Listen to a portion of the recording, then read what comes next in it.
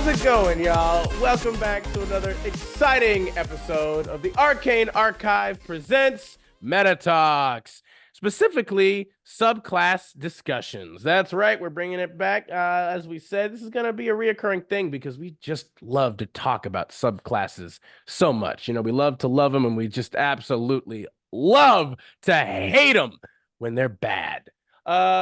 What exactly are we gonna be talking about today, though, Sammy? Like, which subclasses did you want to kind of touch upon a little bit today? Well, I have two. Obviously, our standard one good, one bad situation. I also My have two myself. my good subclass is Circle of Dreams from the Druid, Ooh, one I yes. hold quite close to my heart. And for my not so great class, because this isn't necessarily a bad class in my heart, I just want it to be better, is Fair. the Alchemist subclass for Artificer. Um, Yeah, and I also I'm very interested in kind of talking a little bit about that with you as well because a friend of mine who we're in a campaign just right now, as a matter of fact, one of the ones that I'm really loving quite a lot. They are playing a alchemist, artificer alchemist, and I also am very interested because again, the premise of it, right, the concept of it is so tantalizing and fun and interesting because it's like this game has so many potions and like poisons and all kinds of like, yeah. concoctions and stuff. And it's like, why is there not a better like, rule system or Yeah. thing in place to allow players to Oh, be we'll be getting alchemists? into that. And we'll We'll be be getting getting into into that a that. bit. For myself, my two picks and choices of the day was, I felt like in the new year, we should really try our best to grow, as individuals and people, right? Every year we want to be doing better than the year before is always the intention. And so in that in essence and honor of that, I decided I was going to instead of just systematically shitting on the sorcerer every single chance that I get, I was instead going to try and flip the script a bit and maybe praise it a bit and give honor and credence where it's due. So I decided for the one subclass that I was going to choose as the one to really laud and uphold, I'm going to talk about the Divine Soul Sorcerer, which is arguably the only decent or good subclass of the sorcerer all It's throughout just not its true. lifespan. I said arguably. I said arguably. Yeah. And we're going to talk about it. And in that same similar vein, I was like, you know what? We this particular class everyone loves and everyone just kind of lauds it as being the almost pinnacle of D&D in a lot of ways, almost completely infallible in terms of mechanics anyways. I mean, in terms of play style, it's quite fallible in a lot of ways that people do somehow. But the other one I'm going to talk about is specifically the class Paladin, specifically Mhm. the subclass of Paladin known as Oath of the Crown. Me and So Sammy good. literally just went through, like, because I made the bold proclamation. I'm like, I don't think there are any bad subclasses Yeah. for Yeah. Paladin It took me until 10 seconds till to Sammy find. till Sammy pulled this one out right there where he was like, Yeah. you ever read You about ever Oath of look the at this one? Crown? Ever look at Oath of the Crown? And I was like, I think I No. skimmed it one time, maybe, and I looked at it, and we both, our eyes both just grew just wide as Yeah. saucers, and we were like, It's "What the hell is that? it's good. We're This gonna this this just shits dishonor upon the class of Paladin to such an extent, it's insane. I'm pretty sure whoever wrote this subclass must have been drunk or high off their ass to literally and then whoever was the one that would approve this subclass to go to print was also as equally high or fucking drunk off their ass. Like this shit is crazy how I ridiculous love this it. subclass is. But with that, I think we have sufficiently whetted your appetites for what is to come. And so you know what? Let's not keep you in suspense any longer. Let's dive right back down into the archive and get into it. Sammy, why don't you go ahead, take it away for the first positive subclass that you'd like to talk about that is near and dear to your heart. Yeah, we're gonna go over Circle of Dreams. Circle of Dreams Druid. Now Circle of Dreams. I might get a little, it's new year, it's new me. I might get a little emotional A little about this emotional there. He's class. really trying to Yeah. become more in touch with his inner Oh no, self, you they've been know? they're out. It's too late now. Yes, you see But his name there, Power Gaming Rules Lawyer. There you go, you know. But yeah, his other part of himself that he keeps locked away, his more sensitive side. We're gonna see it now. yeah. It's there we go. There we here. Yeah, I hang on. changed. Yeah, There we there go. we go. Softy Power Gaming. There we go. Yeah, yeah. Gotta So set the mood. Set the I'm just gonna mood. keep adding words to that the longer we do this. So the reality is, Sir Druid, we've talked about Druid before in our class video. I quite like the idea of the Druid. It's one of my favorite To me, classes. it always gave me a natural healer kind of vibe. And while you do get healing spells and you can totally play the Druid as a healer, um, because of a lot of their options, they're definitely more of like a crowd control mage or frontline take, depending on which way you take it. But Circle of Dreams, in my opinion, is definitely, I would say, more of a healing focused class. It is Feywild based, so you get some trickery and things like that. But we'll just go over right from the beginning. At level 2, when you take this subclass, you can ostensibly heal people. So you have a pool of d6s equal to your druid level, and as a bonus action, you can pick a creature that you can see within 120 feet of you, spend a number of dice equal to half your druid level or less, add them together, and they regain a number of hit points equal to the total, plus a temp HP for each die you use. And you gain all expended dice when you finish a long rest. Now, it doesn't sound like much, but similar to like the Celestial Pact Warlock. What is it? The one where you can heal with that one as well.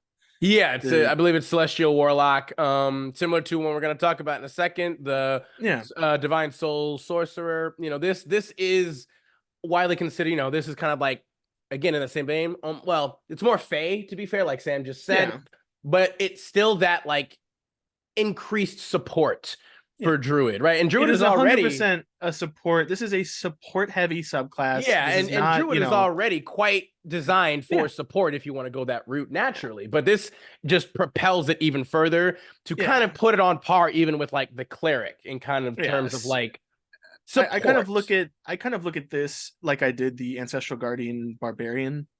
Yeah. It is the support druid. At 6th level, you get Hearth of Moonlight and Shadow. At 6th level, home can be wherever you are. During a short or long rest, you can invoke the shadowy power of the Gloaming Court to help guard your respite. I was gonna say I like this ability. This is a cool. It's one of my favorites. At the start of the rest, you can touch a point in space, and an invisible 30-foot radius sphere of magic appears, centered on that point. Total cover blocks the sphere. While within the sphere, you and your allies gain +5 bonus to dexterity, stealth checks, and wisdom perception checks, and any light from open flames in the sphere, a campfire, torches, or the like, isn't visible outside it. The sphere vanishes at the end of rest or when you leave the sphere. Now, I like this ability because it plays into the naturalistic side of the druid. As like almost like a wanderer, like, you know, especially if you're in like the Feywilds, like you're gonna probably want a protective dome at night, especially at times. This isn't really a protective thing in the traditional sense, albeit I think most people forget that when camping in the woods, it's not necessarily noise that gives you away. It's light. And a lot of animals or monsters will most likely notice a campfire or torches before anything else. And so smoke from the fire. And with the bonus from the dexterity checks, which is nice, and also the fact that you can look and see better with perception checks, combined with the fact that they can't see you as well because it's dark, is actually a huge upside in my opinion. Absolutely. I will say there are DMs who are not going to use this correctly or give you what it is intending. But for me, I don't really care. I'm not doing it for them. I'm doing it for me. There you go. The only caveat is you can't leave the sphere, similar to like what's the first Tiny hut. Yeah. I was gonna say like that. What I like especially about this is because like one thing about, you know, travel and stuff, especially like druids don't really have any like special like, you know, I mean, areas or like they got a spells. couple growing, Not and like well, they well, can but make not terrain. well, but it's not the same thing as like having like a nice little like protective area that you can kind of like conjure up, with your magic, like wizards or Yeah, sorcerers, or I guess even warlocks can as bards. well. Bards can do it too. Like it's like, which makes little to no sense to me as well in terms of the fact that like they being natural travelers, wanderers, and like being in the environment like that, you'd think that they would have more spells that were Yeah, specifically designed to like provide like, hey, a little safe haven for you when you're yeah. resting out in the wild.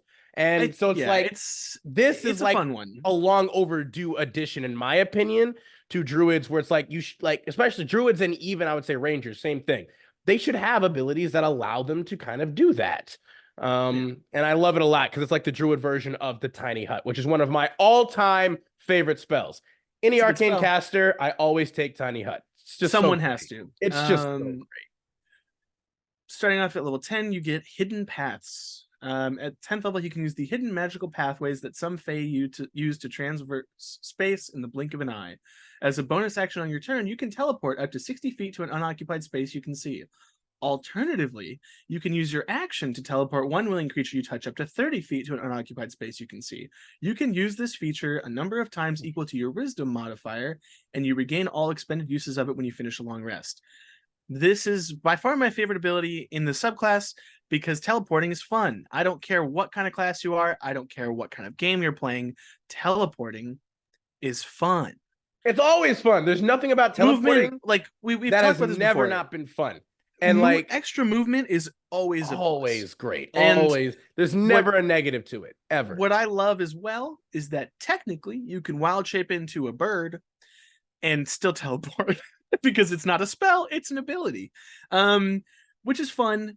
You can also, like, you could pretend to be a small animal in the pocket of one of your friends and you can teleport them around, which would be also really cool. I like the idea of having a Circle of Dreams Druid as a support for a Master Thief is something that's come into my mind before. I mean, I've always thought of like druids could be great. I mean, heck, we've all seen it in like, the D&D movie, right? Where she literally like goes through the process of transforming multiple times into like little mice or like a bird and then like into whatever. It's like, yeah, you can sneak into almost any place. I always love the idea. I'm going to turn into a termite. I'm going to transform into a little termite. A lot of places probably have wood, especially if they're not like super high up. Even if they don't, even if it's stone, you can still get into most things. No, who's going to notice you as a termite unless they have like legitimate magical, like, divination spells to see very slowly. But like, it might be like, even as a tiny creature like a spider or whatever, you would move like, 20 feet or 10 feet at least, like, around 10 feet around. And then if you just dash, it's still 20 feet to 40 feet. But the added tricksiness of being able to teleport around is fun. The caveat, and not just yourself, but other people, but also too. other people. That's a huge thing. In a turn, if say someone was wildly out of position, or in an area that's dangerous, you can teleport yourself to them and then teleport them away or towards an enemy, which I've used that when I played a character with a subclass. One of my favorite things was to, if say a fighter or someone who was melee and didn't have the best movement was stuck on say a different level of the map or a little bit further away, I would teleport myself to them, teleport them away or towards the enemy so that on their turn they would be in a better position to fight. Because I was going to say, you can use this feature number of time equal to your wisdom modifier. So if at this point, level 10, your wisdom better be at freaking 20 It should be a 20. And it should be a 20. So you have at least 5 uses at least of this. 5. Per long rest, that's fine. Yeah, that's a great amount. Obviously sparingly, but if your DM is strategically, if your DM's good on the rests, that's fine. But I like the ability. It's cool. It is. And if your DM allows you to get over 20 on an ability score, it's even better. Even better. Sticking back to here at level 14, you get Walker in Dreams. The magic of the Feywild grants you the ability to travel mentally or physically through dreamlands. When you finish a short rest, you can cast one of the following spells without expending a spell slot or requiring material components. You can cast Dream with you as the messenger, Scrying, or Teleportation Circle. That one's for free. huge. at the end of a short rest. Now, That this is one's a little bit huge. different than most places. This use of teleportation circle is special. Rather than opening a portal to a permanent teleportation circle, it opens a portal to the last location where you finished a long rest on your current plane of existence. If you haven't taken a long rest on your current plane, the spell fails but isn't wasted. When you use this feature, you can't use it again until you finish a long rest. Now, I like this a lot. Again, support. We're all about support. Dream is a cool spell. I think it's an underused spell. It can give you a lot of information because you just don't have as much opportunity, and also it's higher level too. So. I also think Dream it's a cool spell to get information from people as well as pass on information to NPCs in your world that you can't talk to normally. Scrying is always a good spell to have in your back pocket. Scrying is great. The fact that you can do always it once have a day, scry. You should always have once scry. a day at the end of a short rest, is fantastic. For free. You don't have to go buy a thing. You don't have to spend any spell slots. The teleportation circle usage in this is a little strange, but I found that I don't think so. I like it. I like how they. I found that in certain instances, it can come in handy. Yeah, 100%. I mean, well, again, say you find yourself like, inside a dungeon, right? Yeah. And you guys have been, you guys have been going down this dungeon for a while now. And even if, for instance, you can't take long rests down here because otherwise you'll get interrupted. You can only at most take short rests. That being the case, you end up getting into a fight where you guys are messed up, like just absolutely wrecked. All your resources have been expended, and you don't really feel like you have much of any way to continue on at this point.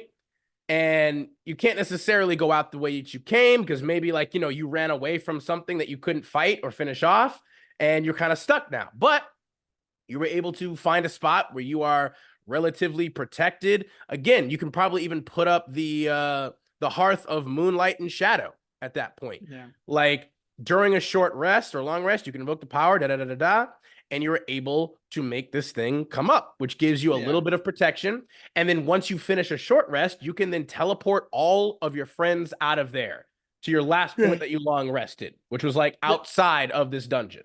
Now, for me, the other use of this, especially when you get into higher levels in D&D, there's a lot of teleporting.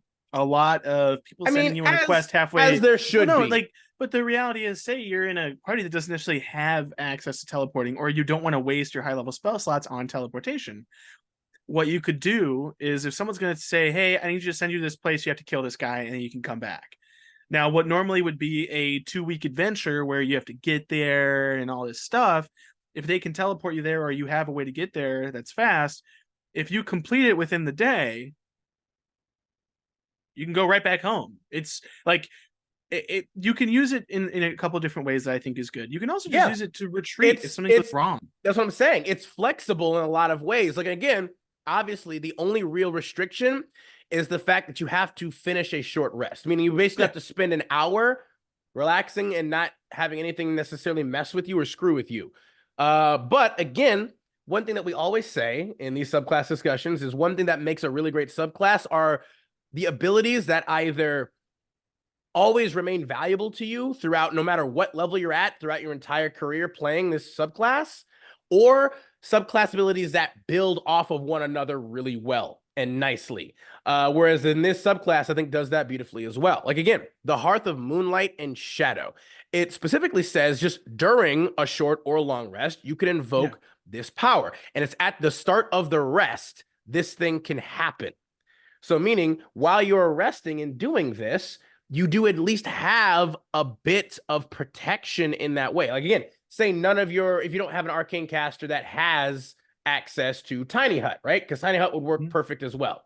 Because this isn't technically it is a spell, teleportation circle. But again, Tiny Hut lasts, all you have to do is just walk out of it after the hour is done, and then you can cast this spell to basically teleport you guys. So if you have either Hearth of Moonlight and Shadow or Tiny Hut available, you have a bit of cover and protection for that hour where people can't mess with you. And then you can just literally like walk out or then cast the spell if it's the ability and get your party out of there when you're in a really bad situation.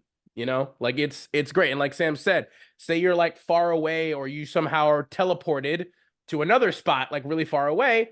Once you're done doing your business over there, you can then just teleport right back with this for free.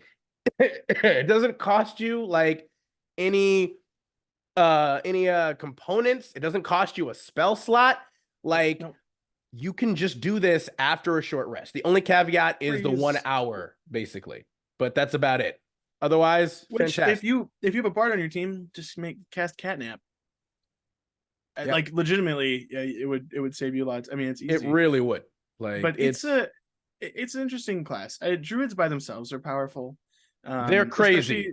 They have some good spell casting later on that is. Well, I was gonna say, like, we won't even talk about spell casting. Let's just even say unlimited beast forms, unlimited wild shape at their 20th level cap. Yeah, That that's makes better. them.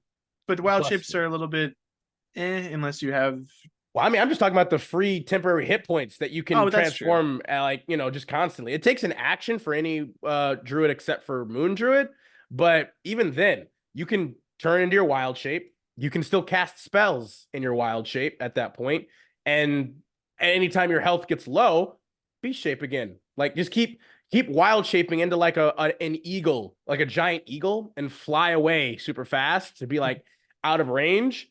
Then fly back down, fire off a spell, fly back away. If they hit you, all right, just transform again, wild shape again. Yeah, like it's kind of ridiculous.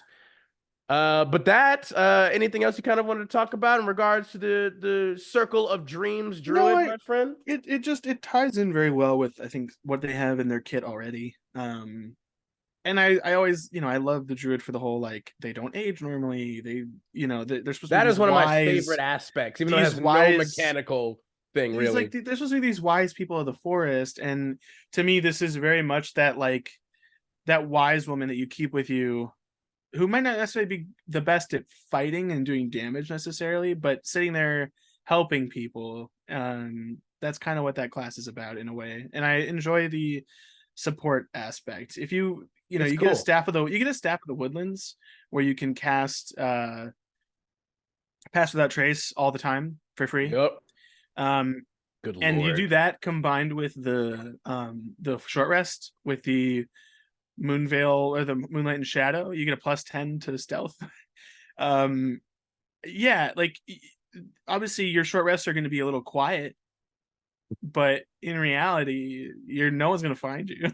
It's going to be almost impossible.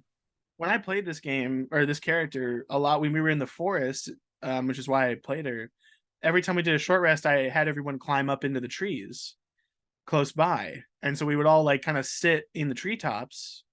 And you can't, there's no way to know that you're up there because it's dead quiet. And I mean, it's invisible. You're literally inside an invisible sphere. Like, yeah, but you're not invisible. They can see you. It's just your stealth. Well, an invisible 30-foot radius sphere of magic appears center on that point. Total cover blocks the sphere.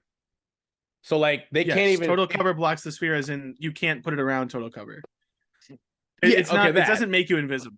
It just makes it so it's harder to see you and you can't see the light. That's all it makes invisible. It doesn't make people invisible. Interesting. Yeah. That's why it's not that is an interesting effect, for sure. That's why I said DMs won't use it correctly. It's not cover in the traditional sense. It's cover in bolstering you being able to see other people and them not being able to see you as well. And it to me it makes the most sense using it at night because again, obviously in forest or when you're outside on the road, light sources are a big no-no if you're trying to avoid detection. And that makes sense. Well, because it also it gives you bonuses to your stealth though too. So it technically does, like, which is it's kind of weird to have active stealth checks during like a short rest of all things, but that's kind of the vibe it puts out, which is why I said some DMs won't let you use it correctly. So you have to kind of bargain. I was gonna say, yeah, like with like freaking Tiny Hut, like you can literally make it opaque, like they can't see inside it, and you can like change the color of it or whatever to be like brighter or like white, black. Yeah, dark, you could change it to the same color as the ground, but at the end of the day, if something walks up to you, it's good. They're gonna run into it. It's obvious. They will bump into it. So that is the thing. But it's like they can't get in, which is awesome. But yeah, this is it's still good though. I still like it because it definitely lends much more to it being a more natural protection and like a bit of abjuration than an unnatural or what's the word, artificial use. But yeah, I think that in totality is our take on the Circle of Dreams Druid. We'll go ahead and move right along to the next topic of positivity that we're looking to establish here. Hey, again, we here at the Arcane Archive, if nothing else, always strive to give everything its due credence. All right, whether or not it be a healthy dose of absolute shit talking, so that people can understand the exact gravity of how horrible something is. Right? We're trying to get that point across. We also, though, we do it the opposite way. We want to make sure that anything that is actually legitimately decent or viable or badass gets its due honor and praise. And so, sorcerers got the Divine Soul as their subclass, which is not the worst subclass ever. All right. It's actually kind of decent in certain ways, so far as sorcerer goes. But so let's get into it. Divine Soul. Sometimes the spark of magic that fuels the sorcerer comes from a divine source that glimmers within the soul. Having such a blessed soul is a sign that your innate magic might come from a distant but powerful familial connection to a divine being. Perhaps your ancestor was an angel, transformed into a mortal and sent to fight in a god's name. Or your birth might align with an ancient prophecy, marking you as a servant of the gods or a chosen vessel of divine magic. A divine soul with a natural magnetism is seen as a threat by some religious hierarchies. As an outsider who commands sacred power, a divine soul can undermine an existing order by claiming a direct tie to the divine. And even in some cultures, only those who can claim the power of a divine soul may command such religious power. And in these lands, ecclesiastical positions are dominated by a few bloodlines and preserved over generations. Now, Divine Soul features. You get, as with every sorcerer, you get your subclass features at first level because you get it right away. You get it at 6th, 14th, and then later at 18th level, usually being the last one. But starting at first level, you get Divine Magic. Your link to the Divine allows you to learn spells from the Cleric class list. When your spellcasting feature lets you learn or replace a sorcerer cantrip or sorcerer spell of first level or higher, you can choose the new spell from the cleric spell list or the sorcerer spell list, respectively. You must otherwise obey all the restrictions for selecting the spell, and it becomes a sorcerer spell for you regardless of which spell list you pick from. In addition, choose an affinity for the source of your divine power, whether it's good, evil, law, chaos, or neutrality. You learn an additional spell based on that affinity as shown below. It is a sorcerer spell for you, but it doesn't count against your number of sorcerer spells known. If you later replace the spell, you must replace it with a spell from the cleric spell list. So even this right away, while in reality, it is still relatively underwhelming in a lot of ways, it's still better than most other sorcerers subclasses, specifically because you get extra. First off, you get an extra spell, just that it's not counted against your spells that you can already automatically know, along with the fact that you also just have an expanded list to choose from rather than just a sorcerer list, right? You get both sorcerer and cleric spells now. And anybody who's played a cleric or knows anything about a cleric knows they got a fat spell list with some baller ass spells in there. Like the cleric spell list, I believe, is probably the largest spell list, except for maybe wizard. I think they contend, but the only issue is, wizards can't access all of their spells right away. They have to literally learn that shit throughout their entire career. Whereas clerics, they get access to all their spells immediately, so long as they have spell slots to cast them with, right?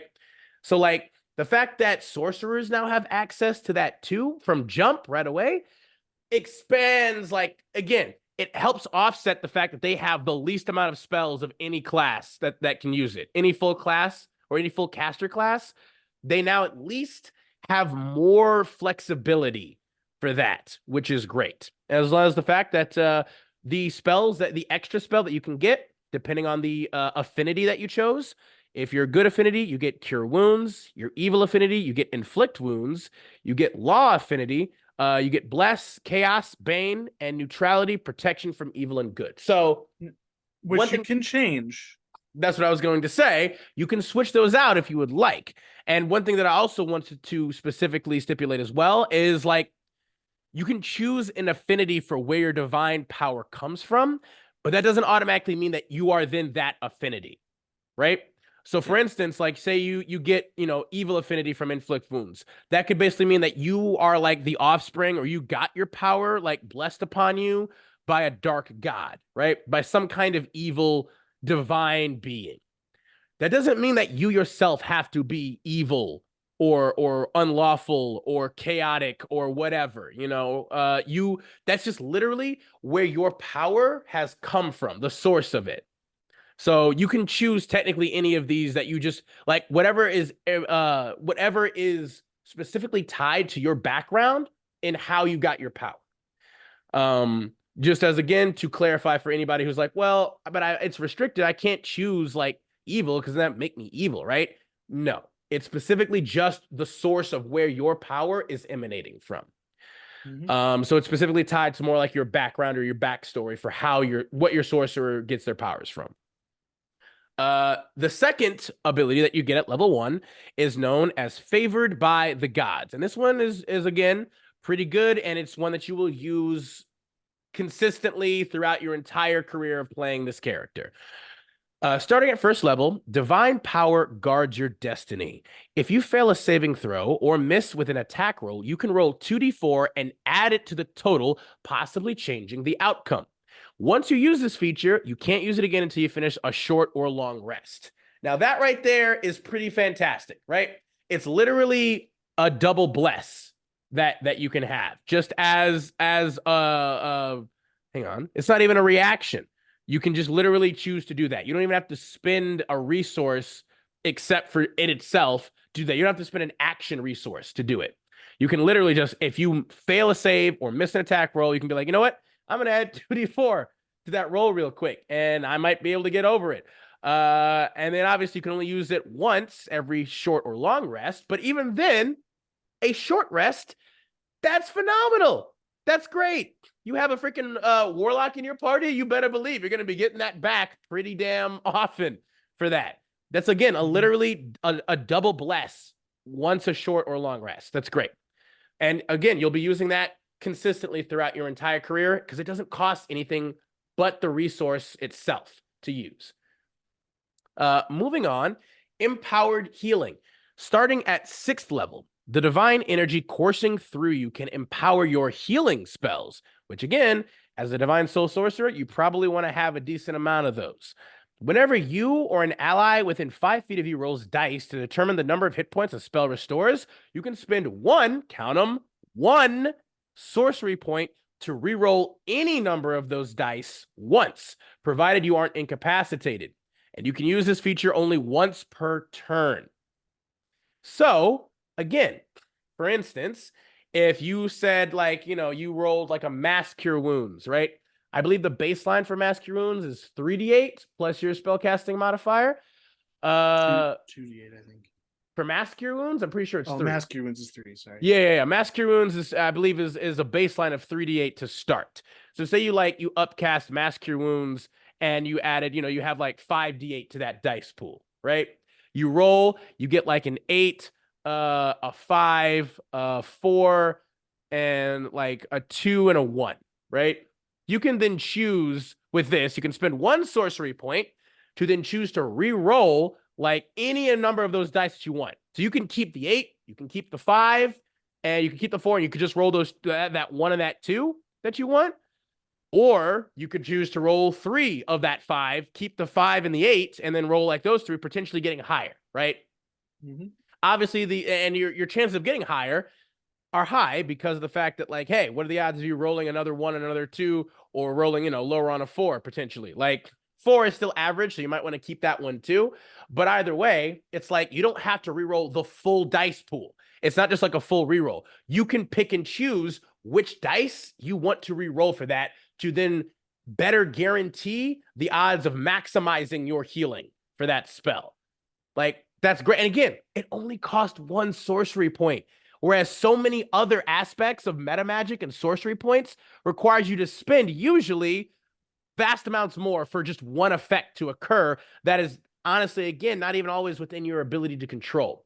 Whereas this, you spend 1, you can only do it once a turn, to be fair. But again, you blow that shit on like a high level, like mass healing spell of some sort, and like you rolled really low, you immediately get the ability to be like, we're gonna finagle that a little bit to make it far more in our favor, to again potentially maximize your healing for that spell instantly with only the cost of 1 sorcery point. That's phenomenal. And that's not even all. You can do it when someone else casts a healing spell. Yeah, too. it's not even just you. And then, now, to be fair, they do have to be within 5 feet of you, to be fair. Yeah, but hey, if you're a healer and you have a second healer. That's what I'm saying. If you guys have 2 healers, or you have like a cleric and then a divine soul sorcerer, like, make sure that they're close together. Like, again, they can literally be like, yo, are you gonna like pop off like a mass, like a big healing thing that requires dice? And they're like, yeah. Like, all right, hang on a minute, I'm gonna come right on over for you real quick. And they literally just move over, and they can literally hold their spell, right? They can hold their spell to cast it and be like, I'm going to hold my action to then cast this spell once the sorcerer walks over to me and gets within 5 feet of me, right? And then the cleric, once that happens, can pop the spell off and then gets the ability to use empowered healing if they even need it at that point, right? So even right there shows like that ability alone, you're going to use it plenty because you can use it on yourself and other people the entire time. Moving on at 14th level, I know, bit of a jump. That's one of the aspects of the sorcerer class itself. Subclasses, subclass abilities, you got only usually 4 or 5, depending, and only at first 6th and then 14th and 18th. So it's a huge gap between abilities.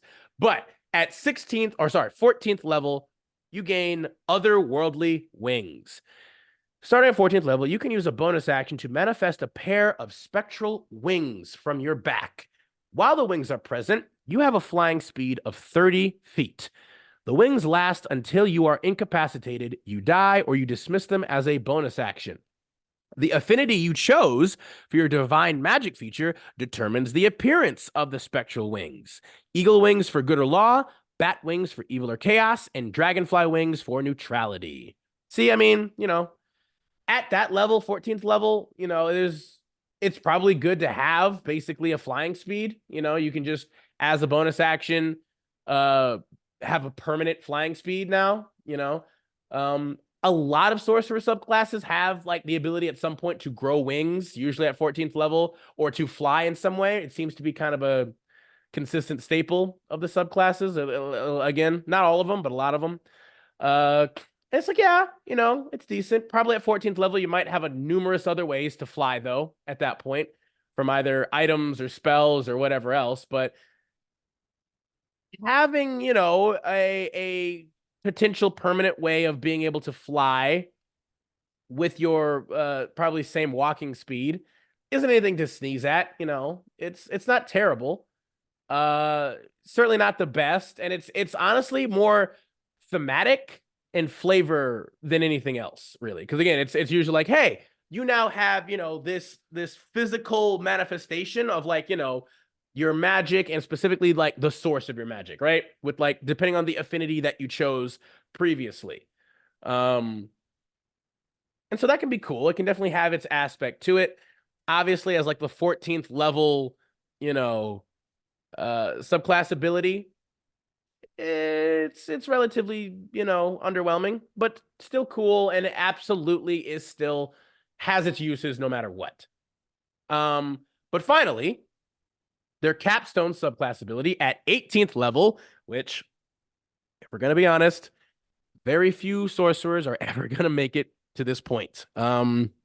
Sorcerers, if you haven't noticed by now, are probably, and I think we've said this before, they are usually best made and played when you are trying to do like a high-level one-shot or a high-level multi-shot campaign.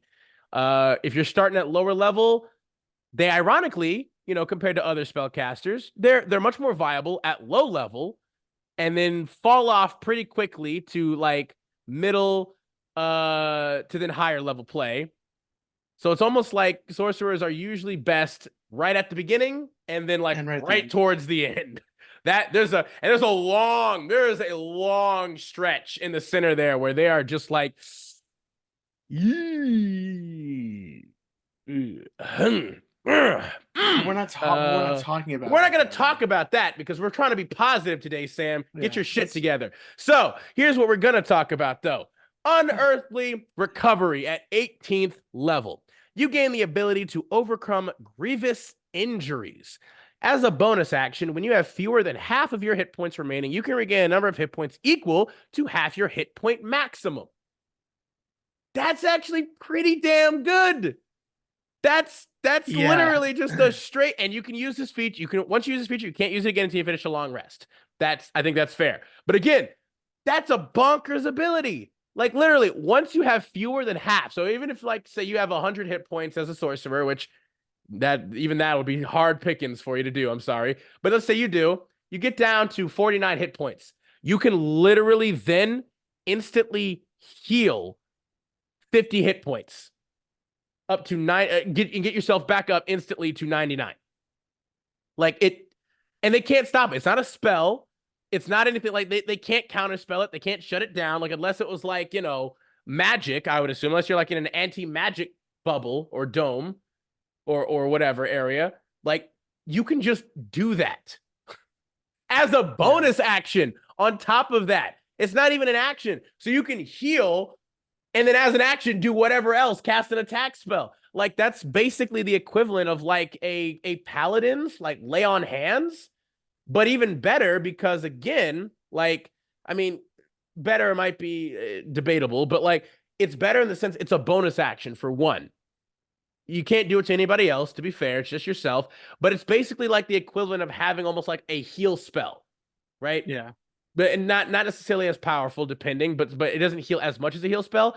But it costs nothing once again, except for that resource, except for a bonus action. And you can only do it once per long rest, but it's an easy, powerful panic button. It's a panic button. I'll say this: if you build a sorcerer correctly, you're taking high con just because it's what they're good at. Yeah.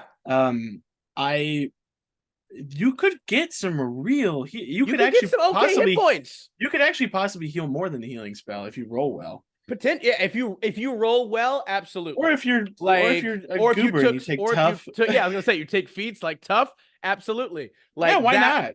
Why not? Why wouldn't you? Because again, it increases your, get a good stat roll. That's what I'm saying. If you rolled well for stats, then yeah, absolutely take tough. It absolutely increases your survivability, and then this does it even more so at 18th level. But still, I don't want to be that guy, but like, you could just dump all your other stats and then just take con and charisma.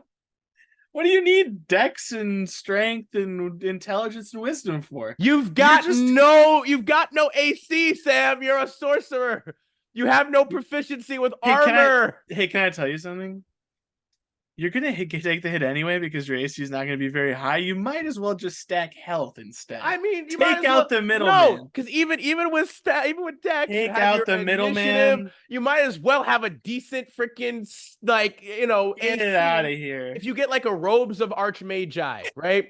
That would you should have a decent dex to prevent damage because even if you dumped everything into con and charisma, you still have a D6 hit die, Sam. All right, take it out of wisdom and intelligence then. Fine. You don't need mental stats. Charisma's your mental stats. Yeah, fine, whatever. You don't need well, I mean maybe wisdom because a lot of wisdom saves, but you don't need intelligence really as a sorcerer. Which is kind of the point. That's kind of the whole point is because you're dumping those stats, you have more room for feats later, and that's when you take resilient for wisdom.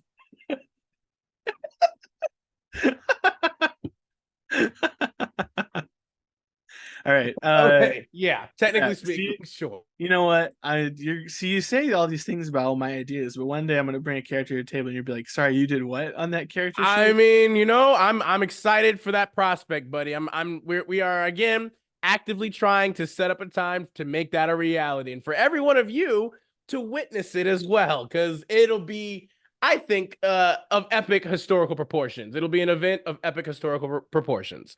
Now my first character will die in the first. Oh short, yeah, no, I'm gonna so. make sure of it. Don't get me Yeah. wrong. Like it's almost a foregone conclusion if you bring like a sorcerer or any of those other ones that you thought, and they're gonna die. It's almost Melee sorcerer.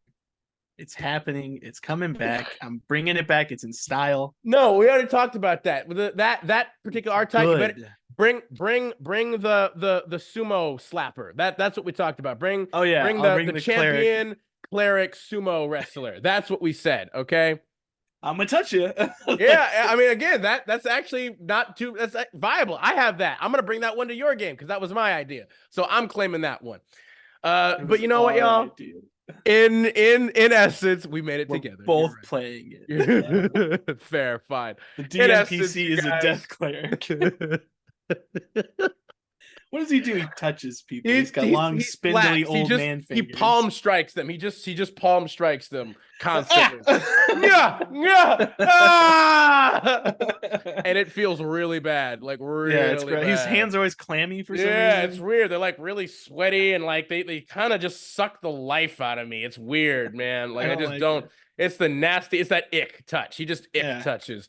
But in conclusion, y'all, the Divine Soul Sorcerer again against all odds. Honestly, you gotta give him credit. Class. Against all odds set against him, it's a decent subclass and makes even its parent class, the Sorcerer, relatively viable depending on the situation, you know? Huh? Like, again, I have gone on record saying that if I were to ever play a Sorcerer again, it would be a Divine Soul Sorcerer, and probably only a Divine Soul Sorcerer.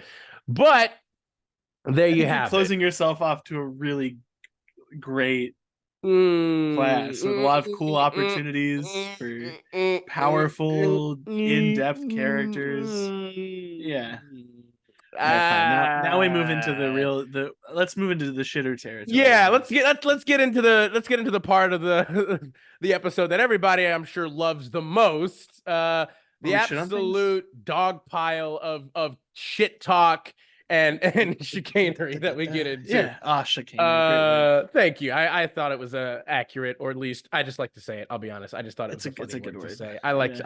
Chicanery. But with that, Sammy, go ahead and take us away.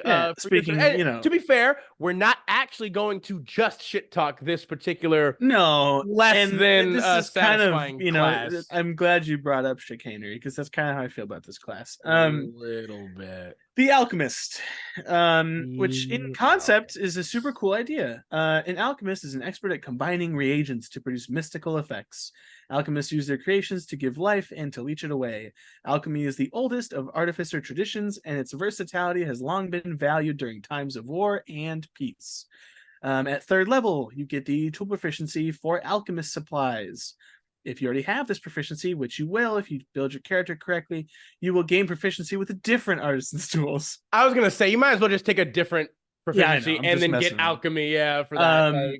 It doesn't matter. If you play level 1, I feel you should, if you start level 1, you should take alchemy supplies so that it's in theme with your character. But if you're building a character you get it like automatically, level 6, it doesn't really matter. Well, I mean, you get automatically as an alchemist. You might as well, but We'll talk about that later. But alchemists at your third level is alchemist spells. At third level artificer, you get healing word and ray of sickness. One of these is good, the other one not so much. Artificer level 5th, you get flaming sphere, which I like, and Melf's acid arrow, which I don't. At 9th level, you get gaseous form, which is fine. It is very situational. And mass healing word, which is great. We love that. That's phenomenal. But I will say what I do enjoy. I like the gaseous form as to have it in your back pocket. You're always going to have it. It's a prepared spell for you. You just have it. So I'm fine with that being an option. At 13th level, you get blight, which is a solid spell. Yeah, and Death Ward, which is also a good spell. Great. Those are both great. And then 17th level, you get Cloud Kill and Raise Dead. Also, not bad. Stand-up spells. But not bad. Like Cloud Kill. Again, I don't see a lot of Cloud Kill. You don't see a lot of Cloud Kill. It's mostly because it's not usually very situational a lot of the time. It's not super conducive to, like, if your party is fighting in a closed space together. It It's good can, if you're gonna gank somebody. You're yeah, just gonna, like they're in a or room. for instance, if you're like trying to run away from someone and you just like Oh, pop a great. cloud kill behind you, like We that. love Cloud Kill. Yeah, we But love, also, we can love unfortunately, cloud kill. We can. unfortunately, we can appreciate Cloud Kill. Now, here's the issue. Yeah. Later on in the game, poison not the greatest damage type, and you are getting this at 17th level. So, because if you And weren't it's a aware, 5th level if you spell, weren't aware, they're half casters. which is weird. It's so weird that they're half casters because Now, I the, think they're half casters because it's about the other things that they make, whether that's well, turrets or pieces of armor or all the things that artificers do. But that's neither here nor there. But it gives context to why that might not be the best spell on the list. but I mean, but the problem being too though is that, again, like even specifically with this subclass, they, unlike a lot of the others, they don't get anything else that offsets the fact that they have half casters. We'll talk about that. We'll talk about that. So at 3rd level, you also get your experimental elixir. Whenever you finish a long rest, you can magically produce an experimental elixir in an empty bottle or flask or whatever you want to put it in. In my opinion, you can put in a coconut for all I care. It just says flask, but I think that's lame. Roll on the elemental. Make it more interesting. A little roll bit on the more experimental elixir table for the elixir's effect. So it's a random roll. Which is triggered when someone drinks the elixir. As an action, a creature can drink the elixir or administer it to an incapacitated creature. Now, in both of our playstyles, to drink it yourself would be a bonus action. You can create additional experimental elixirs by expending a spell slot of 1st level or higher for each one. When you do so, you can use your action to create the elixir in an empty flask you touch and choose the elixir's effect from the experimental elixir table. Creating an experimental elixir requires you to have alchemist supplies on your person, and any elixir you create with this feature lasts until it is drunk or until the end of your next long rest. When you reach certain levels in this class, you can make more elixirs at the end of a long rest, 2 at 6th level, 3 at 15th level. Roll for the elixir's effect separately. Each elixir requires its own flask. Let's go over some of the effects. It's the D6, so it's only 6 options, which is I'm gonna talk about that in a second. Yeah, not if you roll a 1, healing, the drinker regains a number of hit points equal to 2d4 plus your intelligence modifier. So it's a slightly better normal potion of healing. Actually, no. Well, it can be. Yeah, it is. Could be +5 unless you have That's what. Well, you would have a high intelligence. That's the point. Hopefully, you're not an at the artificer. beginning. You're an artificer. Swift. Yeah, but not at the beginning. It's not going to be a 20 at the not the top. 20, but it's not going to be a 2. Yeah, that's true. Swiftness is the second effect. The drinker's walking speed increases by 10 feet for an hour. Resilience, the drinker gains a +1 bonus to AC for 10 minutes. Boldness, the drinker can roll a d4 and add the number rolled to every attack roll and saving throw they make for the next minute. It's bless. It's a bless. Flight, the drinker gains a flying speed of 10 feet for 10 minutes. That's transformation. Useless. The drinker's body is transformed as if by the alter self spell. The drinker determines the transformation caused by the spell, the effects of which last for 10 minutes. Now, if you feel deflated after hearing that list of cool things an experimental elixir can do, I want you to defer to the Wild Magic Surge table, which is an infinitely better piece of weird random things. I mean, okay. Even the Bard College of Spirits table for their weird things that they do. This is not fun. Okay, well, for instance, like obviously it's clear that the intention was for these to be predominantly positive effects that could be provided. And that's nice. The only obvious issue with that is like the flight sucks. Yeah, the scaling is pretty bad. Like they're never gonna get better, right? It's like it's not as if as you become a more like competent professional or fat guy. My brain is literally skipping right now trying to find a way to actually justify this shit. As you become a more competent professional and powerful alchemist, you would think that your potions and elixirs would follow suit in quality, would increase in quality. So it should be like literally, like again, for the healing effect, okay, 2d4, why don't you literally make it where it has an increase of table of like like, you get to a greater, so you get 44, you become superior, you get, 8d4, and then supreme, you get, 20d4 plus your modifier or times whatever, like it should be something. It should have a, Better. like Sam said, like it should have a Some scale. form of scaling. Like Maybe not some, quite the 20d4 no, scaling, because no, you can do maybe this not with as quite. many spell slots as you have. Yeah, Which would because be a like little bit that's cheating. that would be cheating and crazy. But again, just in that similar vein, like maybe Yeah. they should cap it off at like, the 8d4 or whatever, Yeah. plus But plus even your then, that would be modifier. so much better. Like, because But it was, and with the swiftness, same thing. It's like, oh, you get a walking speed increases by 10 feet for an hour. Okay, that's okay. It's not bad, but it's okay. You get a +1 bonus to AC for 10 minutes. Again, okay. It would be nice if that increased, like +2, +3 as you leveled up. yeah, The drinker It's just- D4 to the roll. Maybe increase the dice to being like, a D6 and then like a D8 or D10, like maybe similar to like a freaking Bardic Inspiration die or whatever. the flying The speed should flying's at least go terrible. up. Like the flying It is should at terrible least- because it's yeah. literally you gain a flying speed of 10 feet for 10 minutes. For most creatures and things, that's not going to help almost in any way, shape, or form unless they're like falling, right? I It's mean, like it's like technically, you can give this to someone that can already fly, and it would increase their flying speed by 10 yeah, feet, but like which I guess could come in handy in very specific scenarios. But like these are just not. I mean, well, here's the thing. That would also be up to your GM to approve, Yeah. though. Because technically Yeah. speaking, at rules as written, it just says they gain a Yeah. flying speed of 10 feet for 10 minutes. Yeah. Unlike would the rule other it. one, that's like it increases your walking speed by 10 feet Yeah, for an that's hour. true. So I guess that's I true. also would rule it like all right, you get a Yeah. +10. Yeah, you I get feel bad for you. yeah, that's Um, bad. That's a bad one to roll, especially if you have to roll like random effects you can't even necessarily choose, and mean, you you get can. this. I mean, you can You have to spend choose. spell slots, which is I wanted to touch on. As a half caster, your amount of spell slots is pitiful. Even compared to Warlock, it's not good. I was gonna say it's probably still better than actually almost. It is, but it's Sorcerer, still not much. but It's still not. No, it's not better than Sorcerer. I It's still not better. It's still barely better than Warlock, in my opinion. And at least Warlock, you cast all of them at a high level. The reality is, at best. We'll move on to 5th level. Like at low level, this is fun. Anywhere past low level gameplay, it's useless. yeah, it's not super helpful. Yeah, at 5th level, you get Alchemical Savant. You've developed masterful command of magical chemicals, enhancing the healing and damage you create through them. Whenever you cast a spell using your alchemist supplies as a spellcasting focus, you gain a bonus to 1 roll of the spell.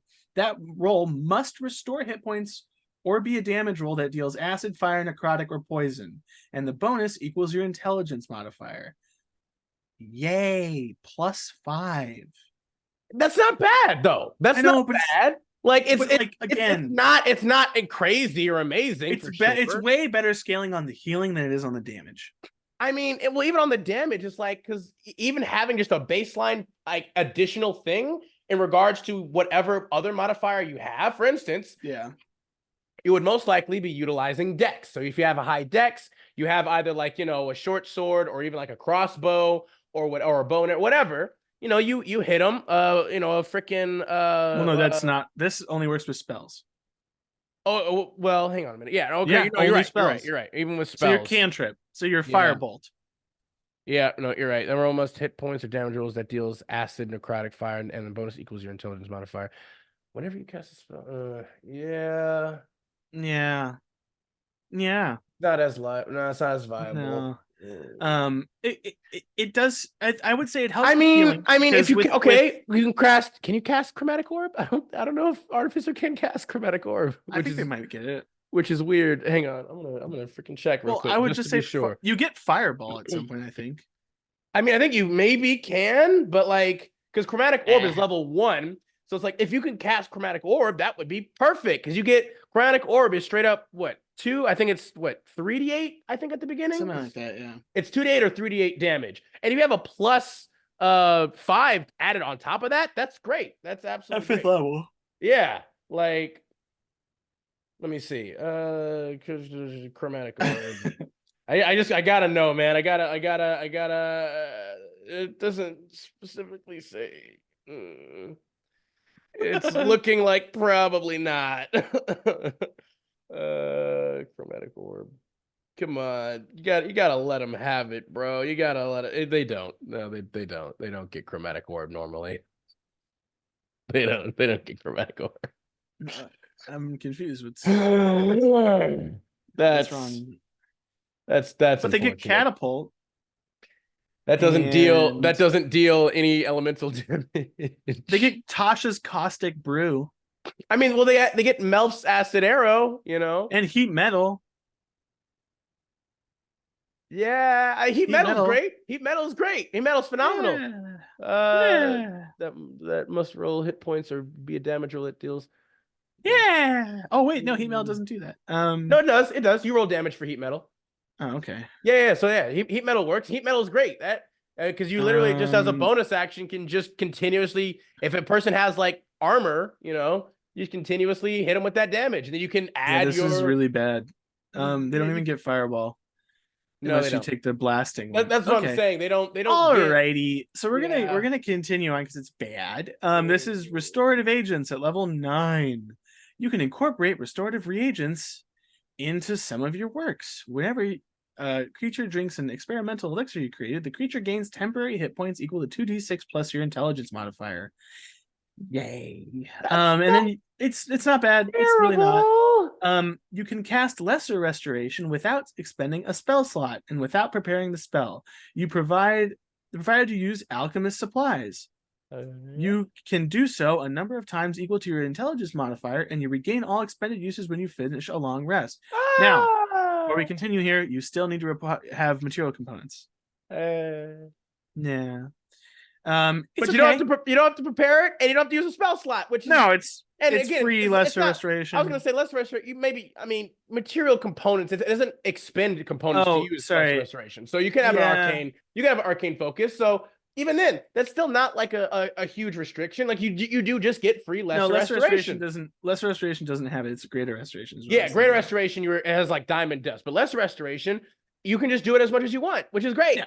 Like that's awesome because again, it's like you get rid of paralysis or poison or some blind and deafened. Like it has its points. This is the buffing healer subclass for this, and it's bad. Let me even see. Does it also get rid of? I don't know if it gets rid of. No, I'm looking at it right now. It's blind, deafened, paralyzed, poison, incapacitated. It doesn't say that. Yes, it says it here. It says incapacitated. It doesn't say it on D&D Beyond. Ah, that's weird. Let's even just see, just to be sure. Lesser restoration. Yeah, for some reason it doesn't say it in D&D Beyond. That's weird. I mean, I'll check the book later, but I don't think it's. Yeah, I'll have to check it too just to be sure, because I mean it might make sense if it can get rid of like paralysis. I guess it would make sense if you can't. If you're incapacitated, but maybe not. Either way, I mean that's not horrible. As a 9th level ability or feature, it's like, well, yeah, and it still takes your action to cast. So, yeah, it's again, this class suffers from terrible action economy. Yeah, terrible action economy. Well, because most of the things that their subclass abilities give them, they just don't. It's all actions. Well, yeah, it's all actions, but they don't give enough benefit to justify utilizing your action to do that thing more. Like it's like, and especially with they don't have enough meat on it. It's not enough hit. Yeah, the Artificer already suffers too much from low action economy if you don't take any of the other subclasses. Again, the other subclasses do very well with that, but this one. Not so much. And then at 15th level, as their capstone subclass ability, is Chemical Mastery. You've been exposed to so many chemicals that they pose little risk to you, and you can use them to quickly end certain ailments. You gain resistance to acid damage and poison damage, and you are immune to the poison condition. Cool. There are a lot of things that can do poison to you. The poison and acid damage is like, they're not the most common, but I'll give it to you. No, they're not. It's resistances, which is always good. But this is at 15th level. Poisoned, which is nice, but it is 15th level. But you can cast greater restoration and heal without expending a spell slot, without preparing the spell, and without material components, provided you use Alchemist Supplies and spell that can focus. What Which you guys do? you can only do once. You could do each one once a day. Yep, So or until you finish a long rest. So that's pretty good. Both of those spells are badass. They're phenomenal. They're definitely it's 15th level, which is their 15th level. I guess at that level, technically you would be getting 7th level spells around there anyway. Well, Greater Restoration is a 6th level spell, right? Greater Restoration is 6. Heal is 5th. Grow. Okay, no, all right. Heal is 6th. Okay. Yeah, it's 15th level. Just for the sake of, but you can do it for free. Your max spell slot level is 5th. Yeah. On an Artificer. At 20th level, you have 2 5th level spell slots. Yeah. It's bad. Look, here's the thing with Artificer. It's more based on the items and other functionality that some of these subclasses have. And I think Alchemist suffers from a poorly executed vision. The idea of an alchemist is a cool concept. Was there much vision here? Like they no, that's what I mean. Like I think they were like, ooh, alchemy, and then they didn't do anything with it. Nothing. This is a poorly designed subclass.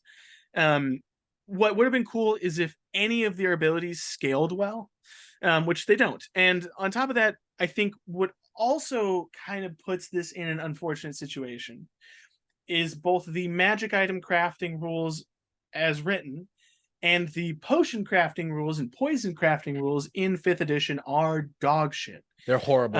They're utterly horrendous. So we touched on them before. We touched on it, like it's really only in downtime. It doesn't really make sense.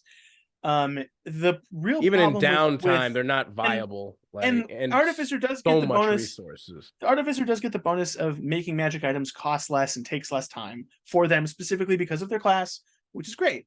My issue with this subclass is, why did you put anything in here that allows me to create poisons?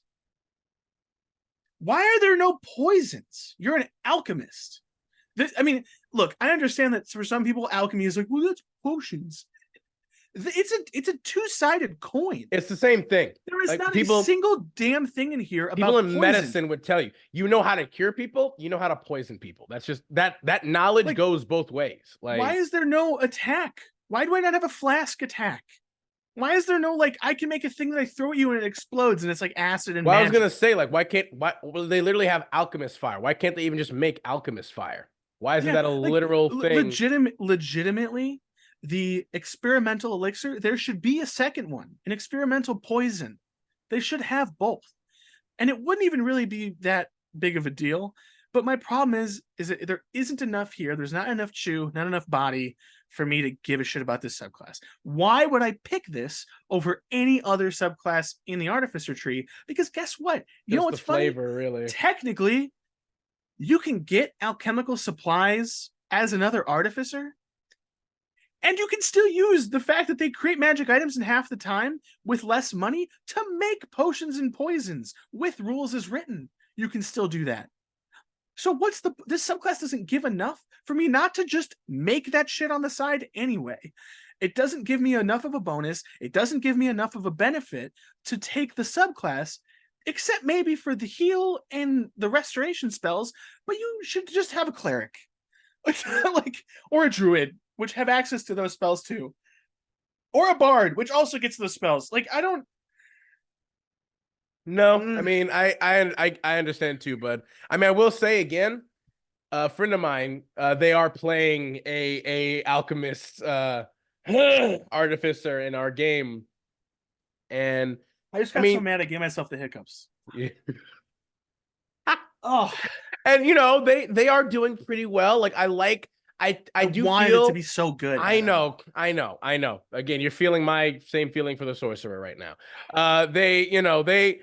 They specifically chose the subclass, I think, much more for the flavor of it, and they have proven she's they have gotten us out of like all kinds of Yeah. horrible situations already. But Because they're that's still every a decent. class. They get. I mean, yeah, but well, not every class, but they've pulled us back from the brink of death because they are ironically our dedicated healer. Because they do get healing word, they do get cure wounds, and so like they have been able to actually assist us. Like they don't have much in way of offensive You mean capabilities. Annie? Nah, like it's crossbow, pew pew. We gave him You're a not gun. using a cantrip? We gave them a There's gun. so much. Just use firebolt. I mean, You do more damage. I mean, You get your intelligence modifier with the. I mean, if you use the thing maybe, but we gave them a gun though, because that's also a thing. We gave them a gun, which does decent amount of damage, which could potentially Through do the more. power of friendship and Yeah. this gun I found. Yeah, and well, we're level 6 right now, so it's like Adam. Yay, Adam. They have like, the Adam. yeah, They have yeah, the cantrip Adam and the I upgraded know. version of the cantrip. It's 2d8 plus 5. Adam. I know, And it I know. scales off intelligence, which it should already have. I know, I know, I know, I know. But I love them. They're so great. Their character is amazing. She's a halfling. She's a halfling. The character. Oh, it's great. I love she's it. super The cute. flavor is She's probably fantastic. she's so nice. She's such a great character. Like we My love her first so artificer much. was a gnome with a balisman gnome who rode on a mechanical dog. Yeah, His name she's was great. the dog's name was Buddy, and it was great. And I love I mean, being a little person. you And you have it. it's a great class. You have it. You're not saying anything I haven't also thought, Sam, multiple times myself. I'm like that's okay. That's fine. The My rest brain of us, hurts. the rest of us are already spec towards damage. Okay, I'm a blade singer. Another friend is a paladin. Well, they're not even spec towards healing because they have like no spell slots. Well, they are, but that's not their fault. They have no spell slots. You know what I mean? They spec towards healing, but they just don't have the mileage to really be the most. And yet they've still come in clutch. So, and ironically, you'd think that she would be allowed to like. Yeah. Okay. More yeah. You want to say my College of Glamour bard was technically our healer. That was a poor decision. But it worked out. I took like one healing spell. I healed people with temp HP using the Bardic Inspiration temp HP thing. That's all I did. Hey, it worked. Healing's healing. Good idea. Healing's healing. If it gets the job done, who cares I'm about damage negation. If you never get hit, the job I done, don't gotta heal. Exactly. That's how my blade singer is. It's hard to hit him. Oh my god. Either way, my end goal with this sad, frustrating experience is that there must be a better way to do this. And I am not Wizards of the Coast, and I am not a game designer by any means or any stretch of the imagination. There's gotta there's definitely just giving me like a poison table, even expanding the table, because the table sucks. It's a sucky table. I mean, I don't know. They just made a better table. Yeah. College of Spirits Bard has a crazy interesting. Well, they also made like a table or whatever. I don't know if it was a table or not, but like with the poisoner feat that you just get now and like that you can get in like Tasha's or whatever. It's like they expanded upon that now, where it's like, hey, you can just take a feat. Now anybody with the feat can kind of do it, and not even still that great, but kinda. You just take the feat. You want to fucking this is the thumbnail. I hate it, dude. I'm so mad. Oh, it's. Do you know how excited I was when Artificer finally came out? Yeah, because the first Artificer I saw was the Unearthed Arcana Artificer for Taryon Darrington, and I was like, this is so cool. Yeah. And then they release Artificer, and it's like the whole class is not as good as it was in Unearthed Arcana, which I understand. I understand they had to neuter it in some ways, but then you're telling me the best one was in a later book, and two of the original you could argue that like maybe 2 of the original ones are they're okay, they're good, they're passable, and one of them is absolute dog shit. No, it's Like terrible. it's just like, especially it's suffering from new class syndrome because it only has like 4 subclasses, which Yeah, used it to doesn't be the have normal. I was gonna say it doesn't have Used nearly to the same be. amount at this point. That used to be 5th edition D&D. When we first started, there was only 3 or 4. Yeah, I was gonna say there was literally usually only, except for cleric and wizard, there were only like 3 or 4 and subclasses. everyone made fun of people who played those classes because they got more subclasses than everybody else. Dude, Druid only had 2. He had Circle of the Land or Circle of the Moon, and nobody played Circle of the Land. To be fair, I did. I played Circle of the Land. It was Nobody. great. I was gonna say, nobody played Circle of the Land Druid. Because why would you do that when you could just play Circle of the Moon Druid and be infinitely better? Because that's not true. No, spells, Sam. No one played. I've never met someone or seen someone play Circle. Here. We're not talking about Adam right now because nobody's played Circle of the Land Druid. Yeah. Either way, you get spells. I play Circle of the Land Druid solely in between. Warlock is a class. You get innate sanctuary ability at a higher level for beasts and stuff. They can't attack you, maybe. Oh, because at high level I'm gonna fight beasts. You get a natural recovery like the wizards, arcane recovery. Dude, high level monsters that should be considered beasts are just considered monstrosities anyway, so they don't matter because beasts suck in this game. That's like playing a beast deck in old Yu-Gi-Oh. They're bad. You get immunity to poison and disease at like 10th level. Play Paladin. He's not immune. Warforged. He's not immune to poison. Neither is the Warforged. The monk is though at that same level though. The monk is just play monk because Circle of the Land. Nobody, again, I'm going to reiterate, nobody plays Circle of the Land Druid, especially now that they have better ones. This is a beast. Circle of the Land though had multiple different lands. That's why this is a Beastmaster Ranger scenario, and there's nobody plays that one either. Okay. At the expense of this video being too long, because I think do you have D&D tonight? No, I don't. Oh, just me. Okay. Yeah, no, I don't have it tonight. We should move on to Paladin because I know we're both gonna have a lot to say about this. Yeah. This is arguably going to be the worst. My favorite Paladin, Oath of the Crown. We're talking about Oath of the Crown Paladin. Now, for context, neither of us knew this was that bad before we. No. We were talking about this before we started recording. We literally had to search. Like I was like, you know what? I want to talk about Paladin as a negative. Like again, I want to flip the script because Paladin, as you guys know, is one of my all-time favorite classes. It's one of my top 3. Like my top 3 are like Wizard, Paladin, and probably like a tie between like Rogue and Druid. Sorcerer and Warlock, right? Nope. Shut the hell up. Shut your damn mouth. My top 3 are don't Alchemist. Even nope. I swear to God, Samuel, I swear to God.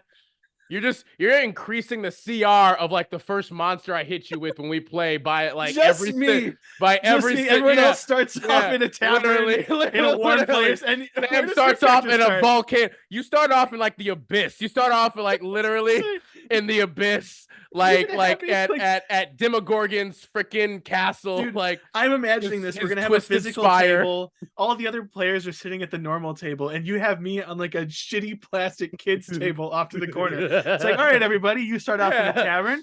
All right, Sam. I need you to roll a D20. Let's see what the abyss is looking like today. Yeah, what layer are you gonna wind up in? Roll a D100 real quick for me. We'll see what happens real quick. Mortal sin did you commit recently? The mortal sin of saying that you brought a freaking melee build sorcerer to the table. Dwarf sorcerer. That's the mortal sin that you have committed. Anywho, I'm playing the shittiest Spellblade in Elden Ring. That's what I'm doing. Let's continue. Post Oath of the Crown Paladin. So for a little just flavor text for y'all here. The Oath of the Crown is sworn to the ideals of civilization, be it the spirit of a nation, fealty to a sovereign, or service to a deity of law and rulership. The paladins who swear this oath dedicate themselves to serving society and, in particular, the just laws that hold society together. These paladins are the watchful guardians on the walls, standing against the chaotic tides of barbarism that threaten to tear down all that civilization has built, and are commonly known as guardians, exemplars, or sentinels. Often, these paladins who swear this oath are members of an order of knighthood in service to a nation or a sovereign, and undergo their oath as part of their admission to the order's ranks. The tenets of the crown are often set by the sovereign to which their oath is sworn, but generally emphasize the following tenets. Law. The law is paramount. It is the mortar that holds the stones of civilization together, and it must be respected.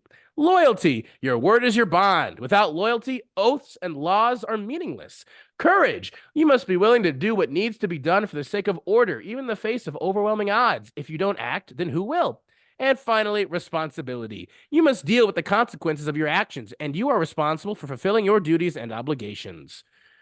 All right. So we're about to dive off real quick, down in a very dark, deep I just hole. want to, before we get to dark deep hole, I just want to say something. Sure. I figured out my new what if. Whereas before we made a bad class into a better version of itself, I'm Gonna gonna make this combine worse? I'm gonna combine Oath of Crown with Purple Dragon Knight. We're gonna save that. We're not gonna go more in depth now. No, I just wanted to let you know. No. I agree. We need to go into more detail about this, and we're gonna do that. We're gonna have to make this an actual video because we said we were going to. We're gonna make a dude what if video. We're gonna use that. That's gonna be one. Look forward to the first dude what if video, you guys, because we're gonna bring the Purple Dragon Knight Oath of the Crown mix with some other things. Like just that's the first one. For now, let's go ahead and do like a triple axle, dive into the kiddie pool, because we're gonna crack our heads open, because that's the only way we're gonna be able to get through this. But as you just saw, these paladins are specifically based in the belief of order, law, civilization. Now, the irony of this is that you're going to witness, they have very little power in order to actually defend or uphold their protection of so-called civilization. And it might also showcase why civilization might be breaking down. These might be the actual best representation of modern day police force, maybe. Because, god dang, they have some issues. Let's get into it. So for these paladins, all paladins, for their oaths, gain oath spells at multiple different levels. And they differentiate mostly depending on what subclass you choose. For this subclass, at 3rd level, you gain the spells Command and Compelled Duel. Neither of which particularly good. They're not as good. Yeah, not always. Very situational for Command to be decent. And oftentimes it's like, it literally takes your action to cast. As a paladin, most of the time, you're better spent using your action to just smite shit or cast other spells that make you better at smiting shit, rather than doing a command that may or may not even actually work against the target. Compelled Duel. It's a bonus action, which makes it slightly okay. It is a concentration spell, but essentially it's got way too many caveats to make it particularly viable and pertinent to really use a lot of the time.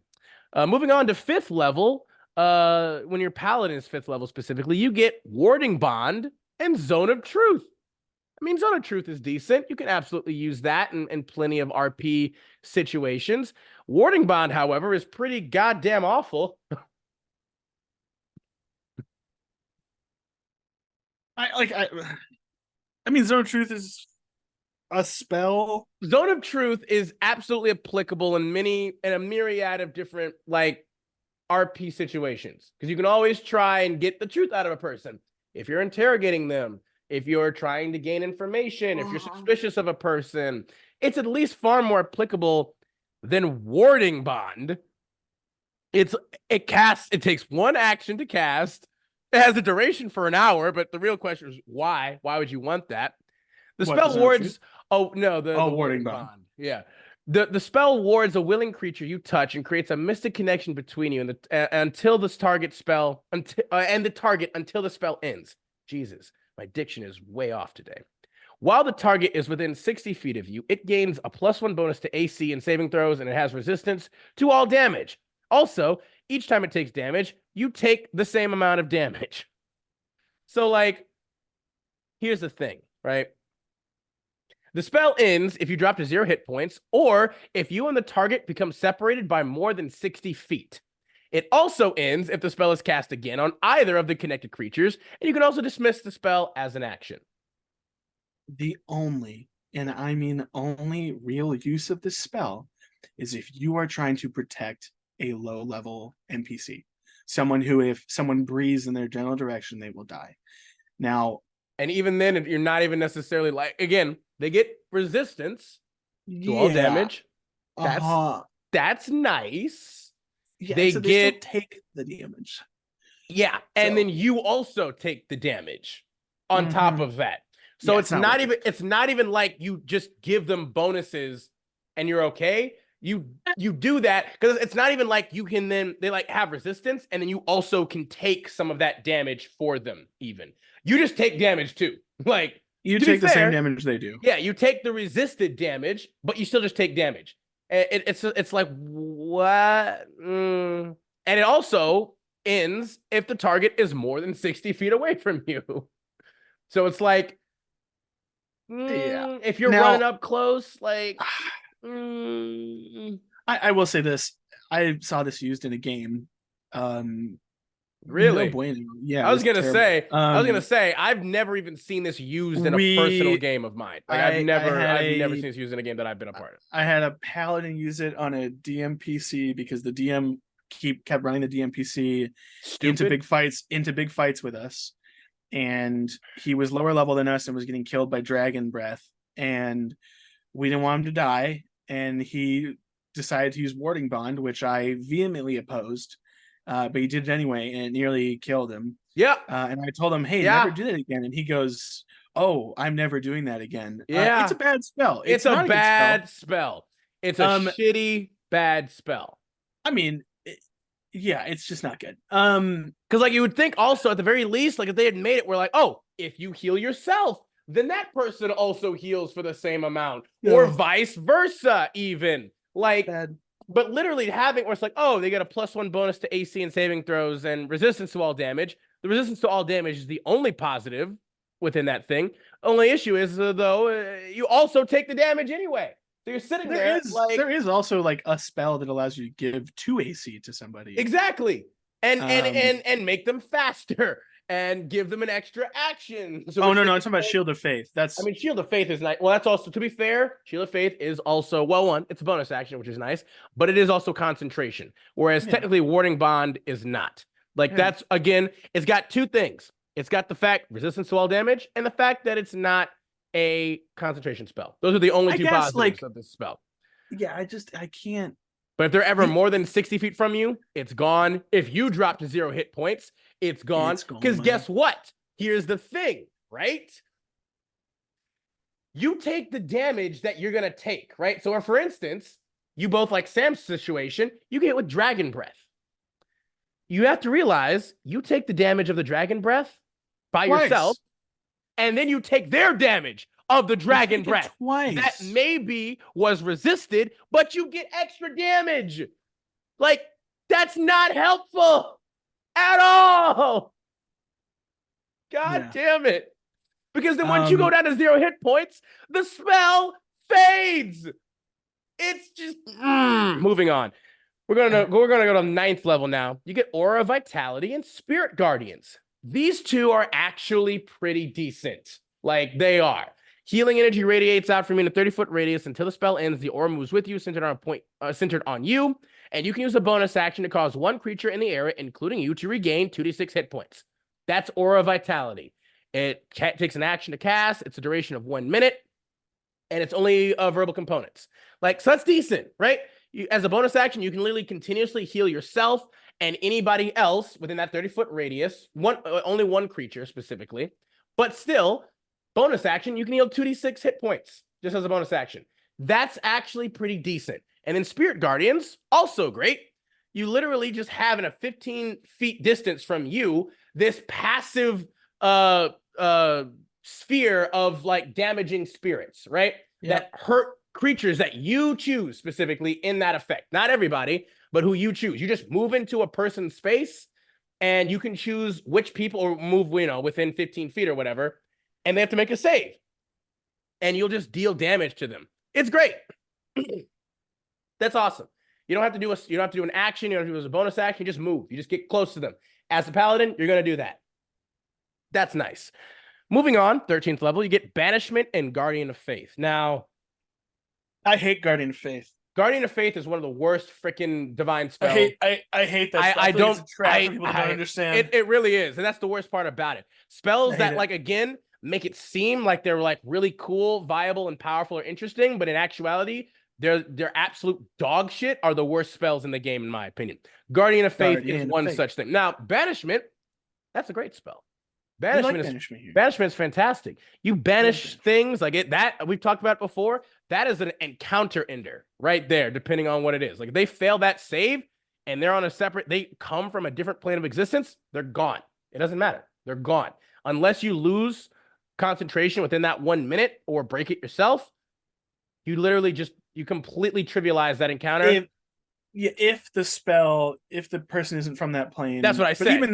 Even then you can use it. You can banish someone. They go into a pocket dimension, and then what you can do is you can just you can literally like surround the spot where they left, and then just hold actions to set up for when they come back to then ambush them and bombard them with all kinds of shit. There, people don't use that enough.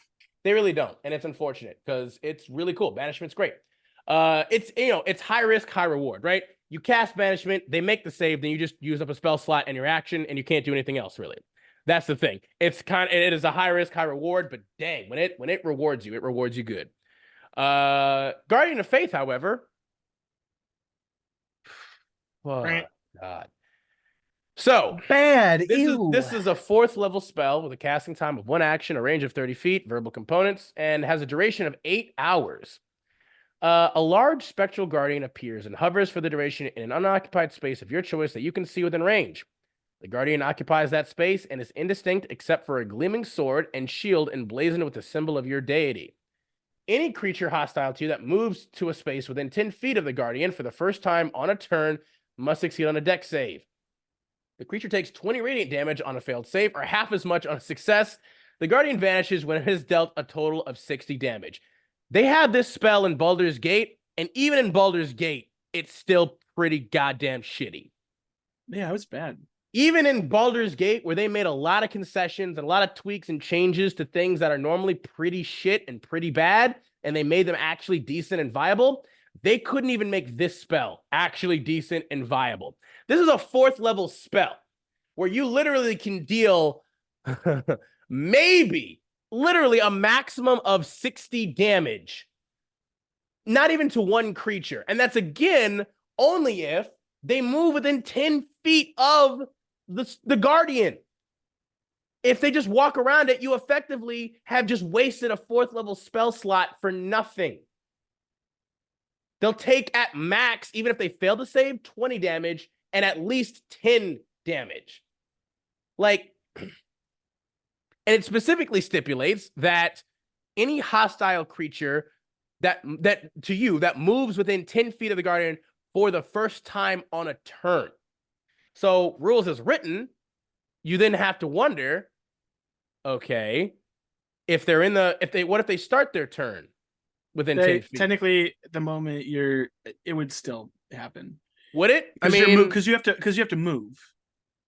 But right? It says so for the first time on a turn, moves to a space within 10 feet.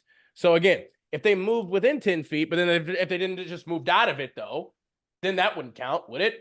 Like if they moved, I think it should. I mean, I think it should, but rules as written, it doesn't really. There's wiggle room for that because again, if you move to a space out of the 10 feet from your current space, could you justify that it could attack you then? Because technically you'd be moving away from it, and it can literally only affect an area within 10 feet of it. It has a 10-foot radius. And so it literally moved outside of that 10-foot radius. It can't like, it's not like a so-called opportunity attack where the enemy can maybe like move forward slightly to attack you as you're moving away. It's like, okay, I moved in, I got hit. Ooh, I'm gonna move out. I definitely think so. The interesting thing is that it's once per turn it can attack. So it's not a once per round thing. Technically, if there's 3 enemies there and they all go that turn, they can all get hit. Yeah. Point being, you just, literally distributed 20 points of damage maybe to each of them, and then the Guardian is then gone. Now, for me, I would say, for me, if you're doing any kind of movement within 10 feet of it, you can get hit. That's me. I would agree with that because I think that's what I think that's what it was intended. And I'm sure I could go on Sage's advice and look around. It makes the most sense. I would absolutely say. But I'm not going to, because if they rule it the other way, then this spell truly is unsavable. Yeah. The only upside to this is that it lasts for 8 hours and you can cast more than one of them. So you, in theory, if you had a couple, they're literally like traps, right? They're like almost pitfall traps kind of thing, where you they are like blam, traps, except blam. Except it's worse than Symbol, because Symbol's just better. But Symbol is just better. You can put it in a book. But yeah, it's bad. I could see it being like a deterrent. You put it in a hallway, maybe. Well, that's really what it is. And part of me is like, yeah, this would be really good at low level.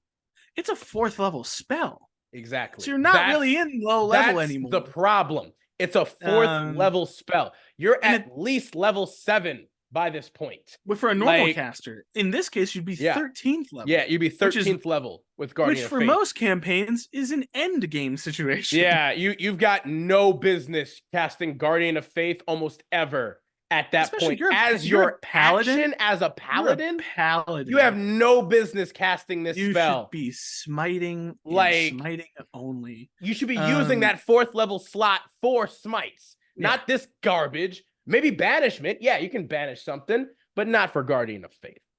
And finally, at our capstone, 17th level for Oath spells, you get Circle of Power and Gesh, both of which are 5th level spells. So okay. Gesh is okay. Gesh can be used decently. I think Circle of Power could technically be used well if you're good at concentration checks. 10 minutes is a long time in a fight. Well, I giving you within 30 feet of you advantage on spell saves and other magical effects. So that means any magical effects. So monster abilities, traps, all of those are magical effects. Yep. And it gives you like an evasion type deal as well. So saving throw against a spell or magical effect. If you make a saving throw to take only half damage, instead take no damage. No, sir, that's not bad. That's not bad. So I'll put it this way. If you can maintain concentration and you keep your party close to you, so that's a good spell. Here's what I will say. Here's what I will say too. Is with the baseline paladin's aura of protection, you then also do get your charisma modifier added to all of your saving throws.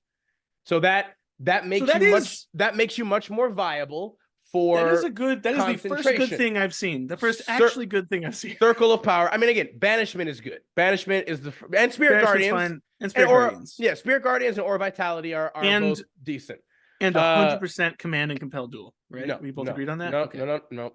That I'll shit mark can it go down that we in the garbage. Fine. That's not going to happen. That's another CR rating, Sam, right there. It's another CR. Also, CR I boost for you. I hate Gesh. So I mean, Gesh is decent. It is. Because it's also not how you say that word. 100%. It's just not. It is how you say the word. It's not how you'd want to say it. No, because I want to say it like Code Geass. Yes, exactly. Code Geass fucked everything up for everybody. That's what it looks like to me. Well, technically, Geass also has 2 S's, but either way, I also agree. It's a way cooler way to say it. Not when the Japanese do. It's a cooler way to say it rather than saying Gesh, but it is technically it is a Gaelic word, I believe, and it is pronounced Gesh rather than Geass, even though Geass is a cooler way to say it. But Geass/Gesh. I just looked it up on Google and had the voice tell me. Yes, it's Gesh. And Gesh is actually a really cool spell. It's very It's all RP because it takes a minute to cast for one. But if the creature fails to save, like you can kind of make them do almost whatever you want them to do. Sort of. Like, well, kind of, because again, if they don't do it how you instructed them, they take damage. Well, also they won't do a suicidal command or a No. command that would You result in their you death. can't make them like die or anything like But that. you can make them indiscriminately murder people. You could do that, yeah, because, well, why wouldn't they? I mean, unless, of course, they're a good person and they're fine with taking the damage. But you can or you can make a person not indiscriminately murder people in that regard, too. But that's lame. You're lame. Well, Point being, this spell actually has a lot of application and uses in an RP setting, which gives you a little bit more flavor, diversity, and flexibility. And so we like that. That works. I like it. It ties into the crown kind of it deal does. with the whole like. It does. If it's you're like very interrogating thematically or appropriate. It's capturing very someone. It's very thematically appropriate, right? I think Circle of Power also ties into that very well. It does. Although indeed. It took to 17th level Paladin for us to find something. I mean, that really fits. yeah, that has like a real good hit. I mean, obviously, thematically, command and compelled duel also fit thematically. What did I say? But they're not good spells, Sam. That's different. We didn't say they were. We're not saying they're good spells. We're saying that they're thematically appropriate for this crappy, shitty subclass. Which at that point makes them kind of crappy and shitty too, if you think about it. But regardless, we'll move on here. Those are the oath spells that you get for this class. A lot of them aren't great, but a couple of them are pretty good too. It's true. It has a pretty up and down kind of thing here. Their channel divinity options are another interesting thing, though. They have two. They specifically have Champion Challenge. As a bonus action, you issue a challenge that compels other creatures to do battle with you. This seems familiar. Each creature of your choice that you can see within 30 feet of you must make a wisdom saving throw. And on a failed save, a creature can't willingly move more than 30 feet away from you. This effect ends on the creature if you are incapacitated or die, or if the creature is more than 30 feet away from you. So, this is basically almost like a mass compelled duel. Without the fact that they could still attack other people. Without the fact that they can still attack other people. And to be fair, if you move more than 30 feet away from any of them, then they are no longer effective. Or if they get pushed. Or if they get forcibly moved. Or dragged. More than 30 feet away from you. Or if you are somehow incapacitated in some way by a spell or any other effect. I love that goes away. It's so good at them. And that also will then at that point deliberately, even if you somehow were able to get through all of those other ways and things of breaking this effect, that would then just make them focus fire on you, which you do not have. Yeah, and yet you do not have a lot of other abilities and spells at that point that would probably help you to survive such a focus fire attack from the multitude of people that you would probably be drawing towards you. The second channel divinity ability is known as Turn the Tide. As a bonus action, you can bolster injured creatures with your channel divinity. Each creature of your choice that can hear you within 30 feet of you regains hit points equal to 1d6 plus your charisma modifier, minimum of 1. However, only if it has no more than half of its hit points. But now, I will say, there is no limit to how many creatures. But what are the odds that all the creatures within 30 feet of you that can hear you would all have no more than half their hit points when you use this ability? Yeah, actually, I do have a counterpoint to that. You are bringing an Oath of the Crown Paladin to the table, so you're not going to be doing a whole lot, which would in turn mean it's probably more likely that your party's going to get the shit kicked out of them. I mean, but all at the same time, like maybe again, if you're fighting a dragon, and yet the real caveat of that, if you're fighting a dragon that can hit all of you, you're only healing them for a d6 plus your charisma modifier. Which, if you're building a paladin correctly, at most your charisma is going to be like a 16. I mean, no, it'll be higher because you want, a higher, spell save / also for your saves. Because again, you're higher your charisma, you get more bonuses to your saves for not just yourself, but also your friends for your power protection. So you want to have a high charisma. But at most, you would only heal them for 11 points of damage. And that's if you got to 20, which that's a lot of And that's charisma. if you have, but you should have that. It's important to have that. Dude, strength and con all the way. Con is the second, or con is the third stat that you bolster, okay? Because again, you would continually bolster not only your spells as well as your saving throws for yourself and your party. That is how that works. You don't need as much con for that because you can then bolster your con afterwards.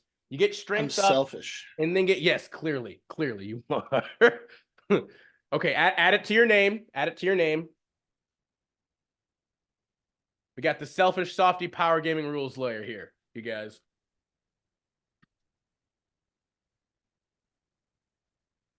There we go. All right. Continuing on. This ability is garbage. You only have, like, at most, especially at this point, one channel divinity. Now, if you have like an amulet of devotion, you can technically do like 2 because you can channel divinity one time without using it. But guess what? That would at most only be 22 hit points. And you couldn't even do it until they lost the 11 you already gave them because they're above their halfway hit point. This is terrible. Like, I don't want to be that guy, but why didn't they just do, instead of half your hit points, just someone who's taken damage? That's what I'm saying. Why? Why is it half your hit points specifically? Whose bright idea was that? There's no reason for it. It's like, hey, this person lost hit points. You can only give them a D6 plus your charisma modifier. Are you kidding me, bro? Are you kidding me? Which book brought? What were they smoking? What were they smoking? You want to bet? You want to bet it's from our favorite book ever? You want to bet that it might be from our favorite book ever? Mm-hmm. Spencer's Guide. Yeah, I told you it's from our favorite book ever. What were they smoking when they made that? When they wrote that book, Samuel? Oh, dude, it's a total cash grab. There's no. We're moving on. We're moving on to 7th level now, y'all. We get the ability known as Divine Allegiance at 7th level. When a creature within 5 feet of you takes damage, you can use your reaction to magically substitute your own health for that of the target creature, causing that creature not to take the damage. Instead, you take the damage. This damage to you can't be reduced or prevented in any way. All right, hear me out. You start out warding bond that. That's what I'm saying. And then the combo. You divine allegiance them. The unbreakable combo. You're like, I want that person to live, and you're dead. Which and then they die the next turn because you're not there. You can do that. Them. You can only do that once around because it's a reaction. Yep. So, they hit him. No, they don't. Yeah. Well, but this they guy hit over me here instead. Does. Oh no. Yeah, you took their damage, all the damage that time. You didn't even reduce it that time. And on top of that, you warding bond them. You take half the damage they take, and now you're dead. They lose warding bond, and they die next turn. No, they would die before you. It's amazing. It's a good ability. No, you would die before them because you take the full damage and then half their damage, and then you die, and then they lose warding bond, so they don't even get half. They don't even get resistance to all damage anymore. So now they take full damage and die too. Like this subclass is literally the best way to kill yourself quickly. This is the you take yourself out. This is the unalive subclass right here. It's the White Knight Paladin. It is the White Knight unalive yourself Paladin right here. That is what this is. They come pre-equipped with a fedora. We're gonna keep going real quick. All right. Next subclass ability is starting at 15th level, Unyielding Spirit. You have advantage on saving throws to avoid becoming paralyzed and stunned. I mean, okay. Advantage. That's yeah. Wait, Sam. How many creatures do you know of that stun you? How many creatures stun you, Sam? Do you know? How many creatures? Not many. Not a lot, Sam. There are not a lot of creatures. If you're fighting magicians, maybe only at higher level, which I guess at this point, 15th level. And monk. No, that's petrified. No. I'm talking about. I was thinking of a different monster. I was like, Medusas and stuff. Beholders can paralyze you. I thought that's petrify. They can do both. They can petrify Oh, and okay. paralyze you. I am Sir Gerald the Beholder Slayer. Yeah. Not even, because you only get advantage on the save. You don't get immunity. You don't get I mean, that's just like saying you get a +5, which is like, that's a lot if you think about it. That would be better. It'd be better if you just got a +5 rather than just. Well, that's what advantage on average. Advantage just gives you. I mean, maybe for people who can roll actual, Oh, we're not talking. Okay, like, well, I'm dude, just half saying, the classes in the book don't work if you play them. Exactly. That's my point. This is discrimination. It's racism, is what this is. Okay, and No, they have no idea what color unbiased shit. Okay. They knew exactly what color this meant. He just said white knight, Sam. It's the white knight. We just said it. You said it. Everybody heard it. We all know it now. I want more equity, not equality in my team. It is the white knight subclass. Get this man a step stool so he can see over the fence. Yeah. Yeah, it's not. We're not. It leaves a bit to be desired. It's the only ability so far that technically is good. The other, like, Champion Challenge is okay. Turn the Tide is bad. Divine Allegiance bad. Unyielding Spirit is like the same as Champion Challenge. It does something. Only in absolutely small, minute situations. It can do something. It does not. It doesn't do something, Sam. It can do something. And you always have the advantage. You always have the advantage if you get paralyzed or stunned. What creatures consistently stun and paralyze you, Sam? That you often know. At this level. Exactly. So it effectively does nothing. Because I can't remember the last time I was stunned by a creature. Exactly. It's never, I'm not gonna say never. Oh, it effectively never happened. Mean locks can stun you, and those are like CR 1/3 creatures. Yeah, I was gonna say, what's the DC for that? Like 13? Yeah. You got a freaking, at this point, I'm assuming it's a what? A con save, most likely. At this point, you're 15th level. You have a proficiency, although technically, I guess, unless you use resilient, you wouldn't get proficiency with con saves. But at this point, that's why you should have your charisma at a +5. And you probably at this point have your con, hopefully, at like a 16 or 18 as well. Meaning you should have a +9 to that con roll. Meaning you could only, literally, if you rolled a nat 1, that would be the only way. No, I take it back. You would have to roll a 3 or lower to fail that saving throw at that point. Literally a 3 or lower to fail a mean lock, paralysis, or stun on you. Oh yeah, I have advantage. Right, I really got out of that situation, you guys. That could have been really bad. Had I failed that concept. Had I rolled 2 3s. Yeah, had I rolled 2 3s, it could have been real bad if I'd failed that, you guys. Oh, good thing I have advantage on that. Oh man. All right. Just to drive it home, talk about our favorite ability. And finally, this again, we've talked before about paladins, y'all. How paladins have always had like the best 20th level capstone abilities of almost any class because of their subclasses. Now, today, it's going on record. This is a historical, an unfortunate historical day where we will have to officially rescind that because I didn't think it was possible. No one thought it was possible, but goddamn that they did it. They gave the paladin an absolute diarrhea shitstorm induced capstone ability. Are you going to be okay? I'm going to power through. No, I got to do it. Okay. I got to do it. I got to power through it. All right. 20th level capstone ability for please do. I'm going to need probably a hug and a lot of comfort after this. 20th level capstone ability for the Oath of the Crown Paladin is known as Exalted Champion. At 20th level, your presence on the field of battle is an inspiration to those dedicated to your cause. You can use your action to gain the following benefits for 1 hour.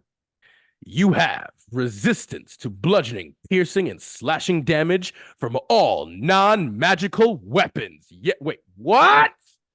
Yeah, it's good. Wait, No, keep what? going. No, keep going. Keep going. All right, that last one was kind of weird, but I'm sure we get better from here. That's all right. 2, your allies have advantage on death saving throws while within 30 feet of you. What the fuck? No, there's one more. Come on. We can save it. Right. No, you're right. You're right. This is the last one. This has got to be something so astronomically badass and crazy that the other 2 are completely inconsequential. Let's do it. And 3, you have advantage on wisdom saving throws, and so do your allies within 30 feet of you. Holy shit. Oh my god. These effects end early if you are incapacitated or die. And you can't use this feature until you finish a long rest. Again.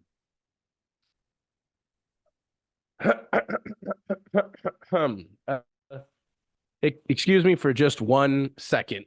What the?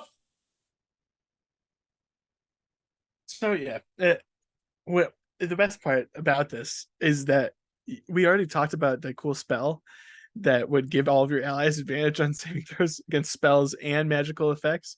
He's throwing things now, but the reality is, the freaks.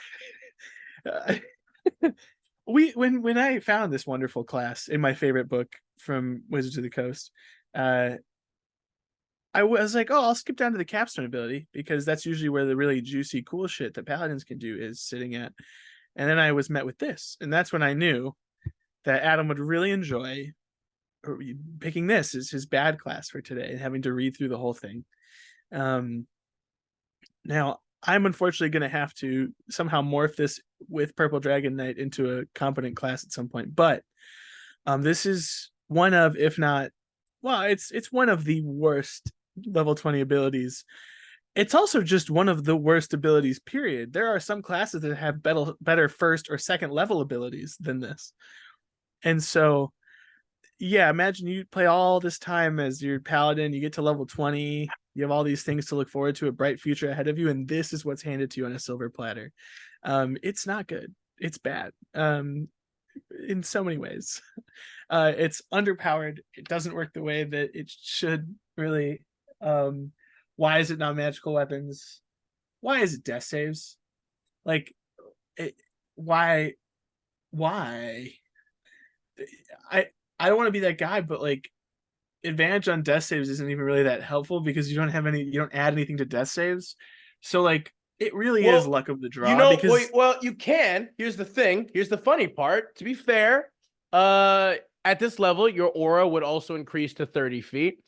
Although we also didn't even touch upon the fact this class doesn't have its own personal aura.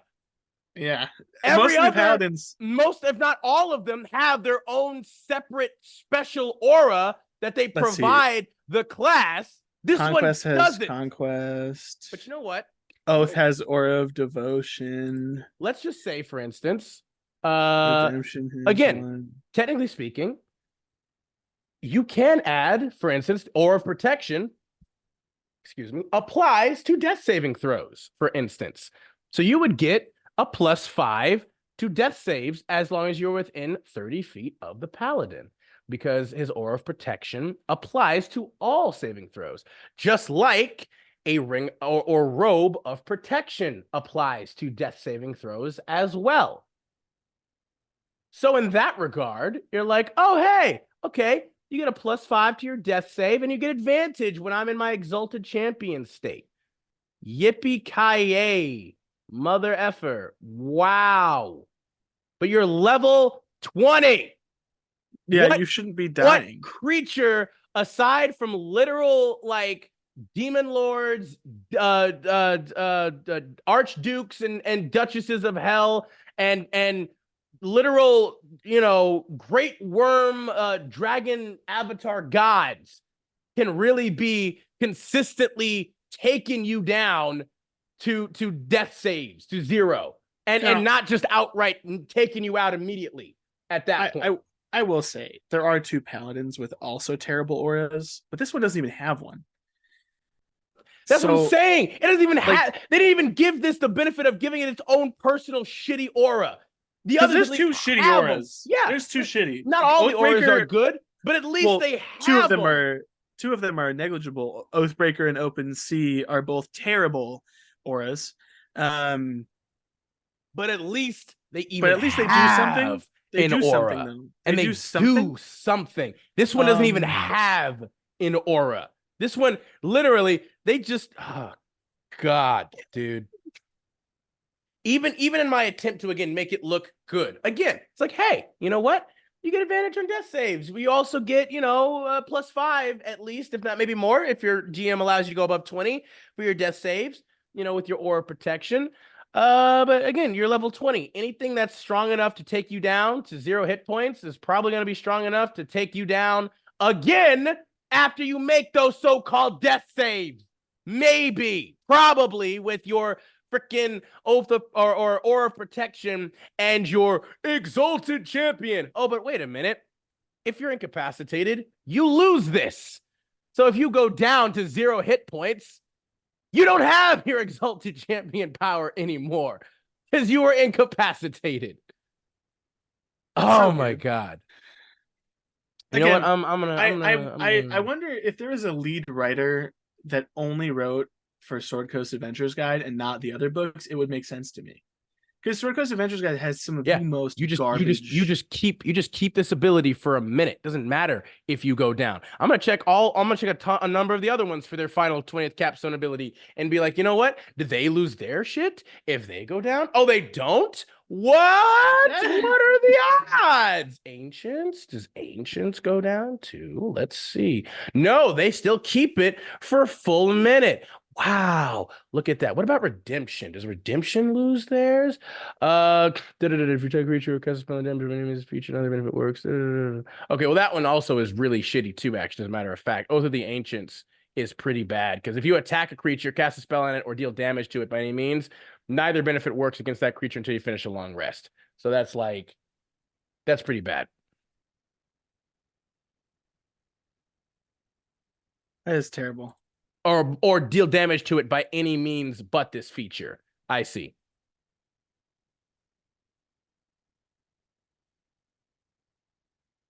Yeah, that's pretty bad too. But you still get it though. Technically speaking, you still keep it, like even if you go down. Let's see. Redemption.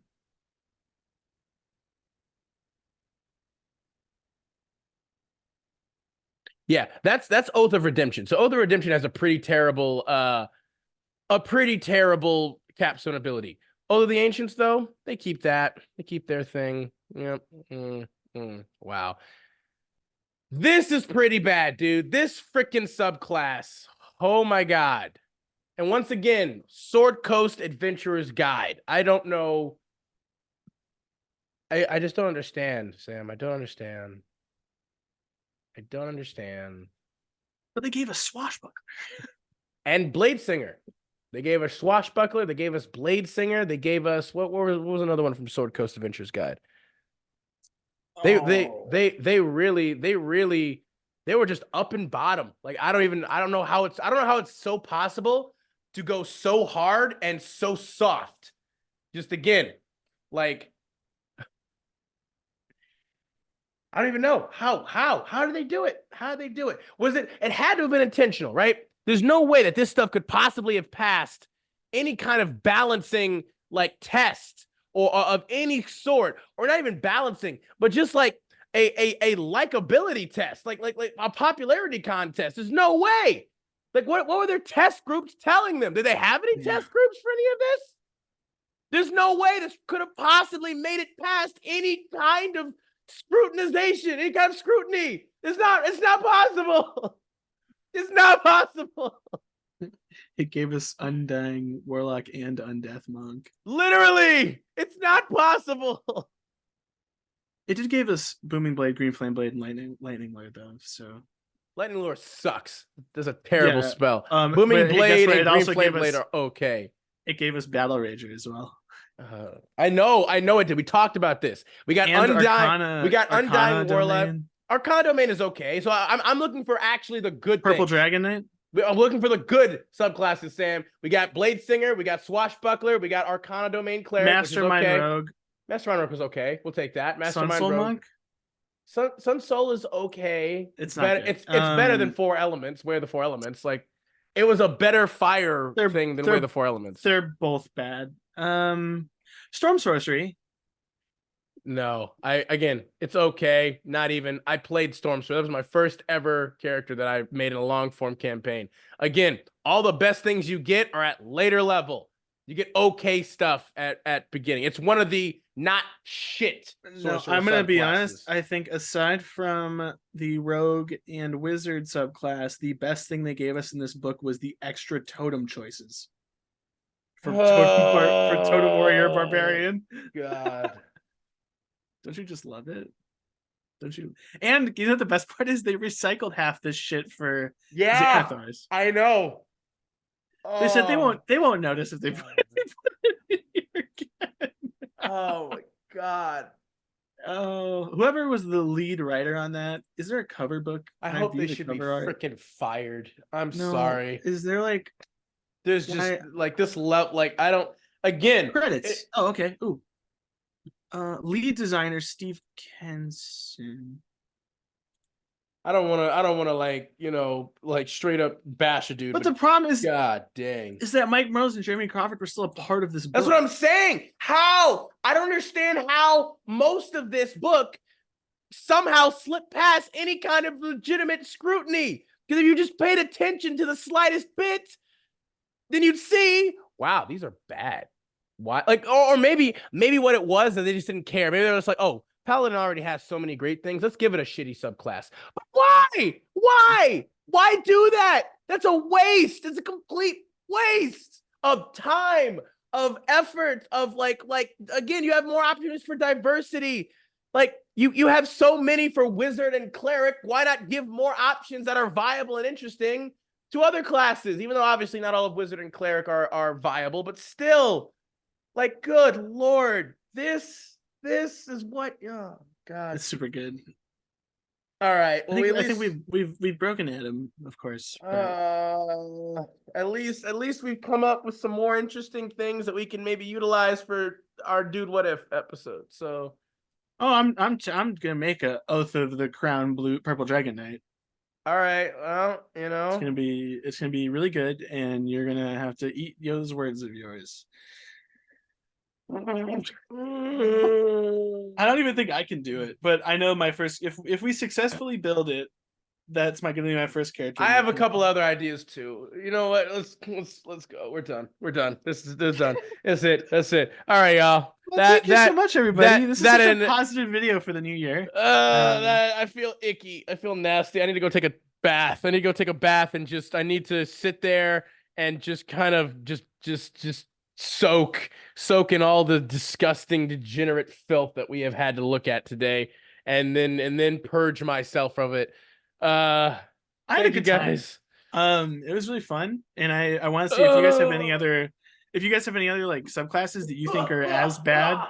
I'd like to hear like opinions, because we've talked about a couple of them already. I'm kind of running out of options for really bad. We're getting into more like unfortunate territory. But God, my eyes. Thank you, everybody. Have a great rest of your day, y'all. Please do be sure to like, comment, subscribe to the channel if you haven't already. Share it, please.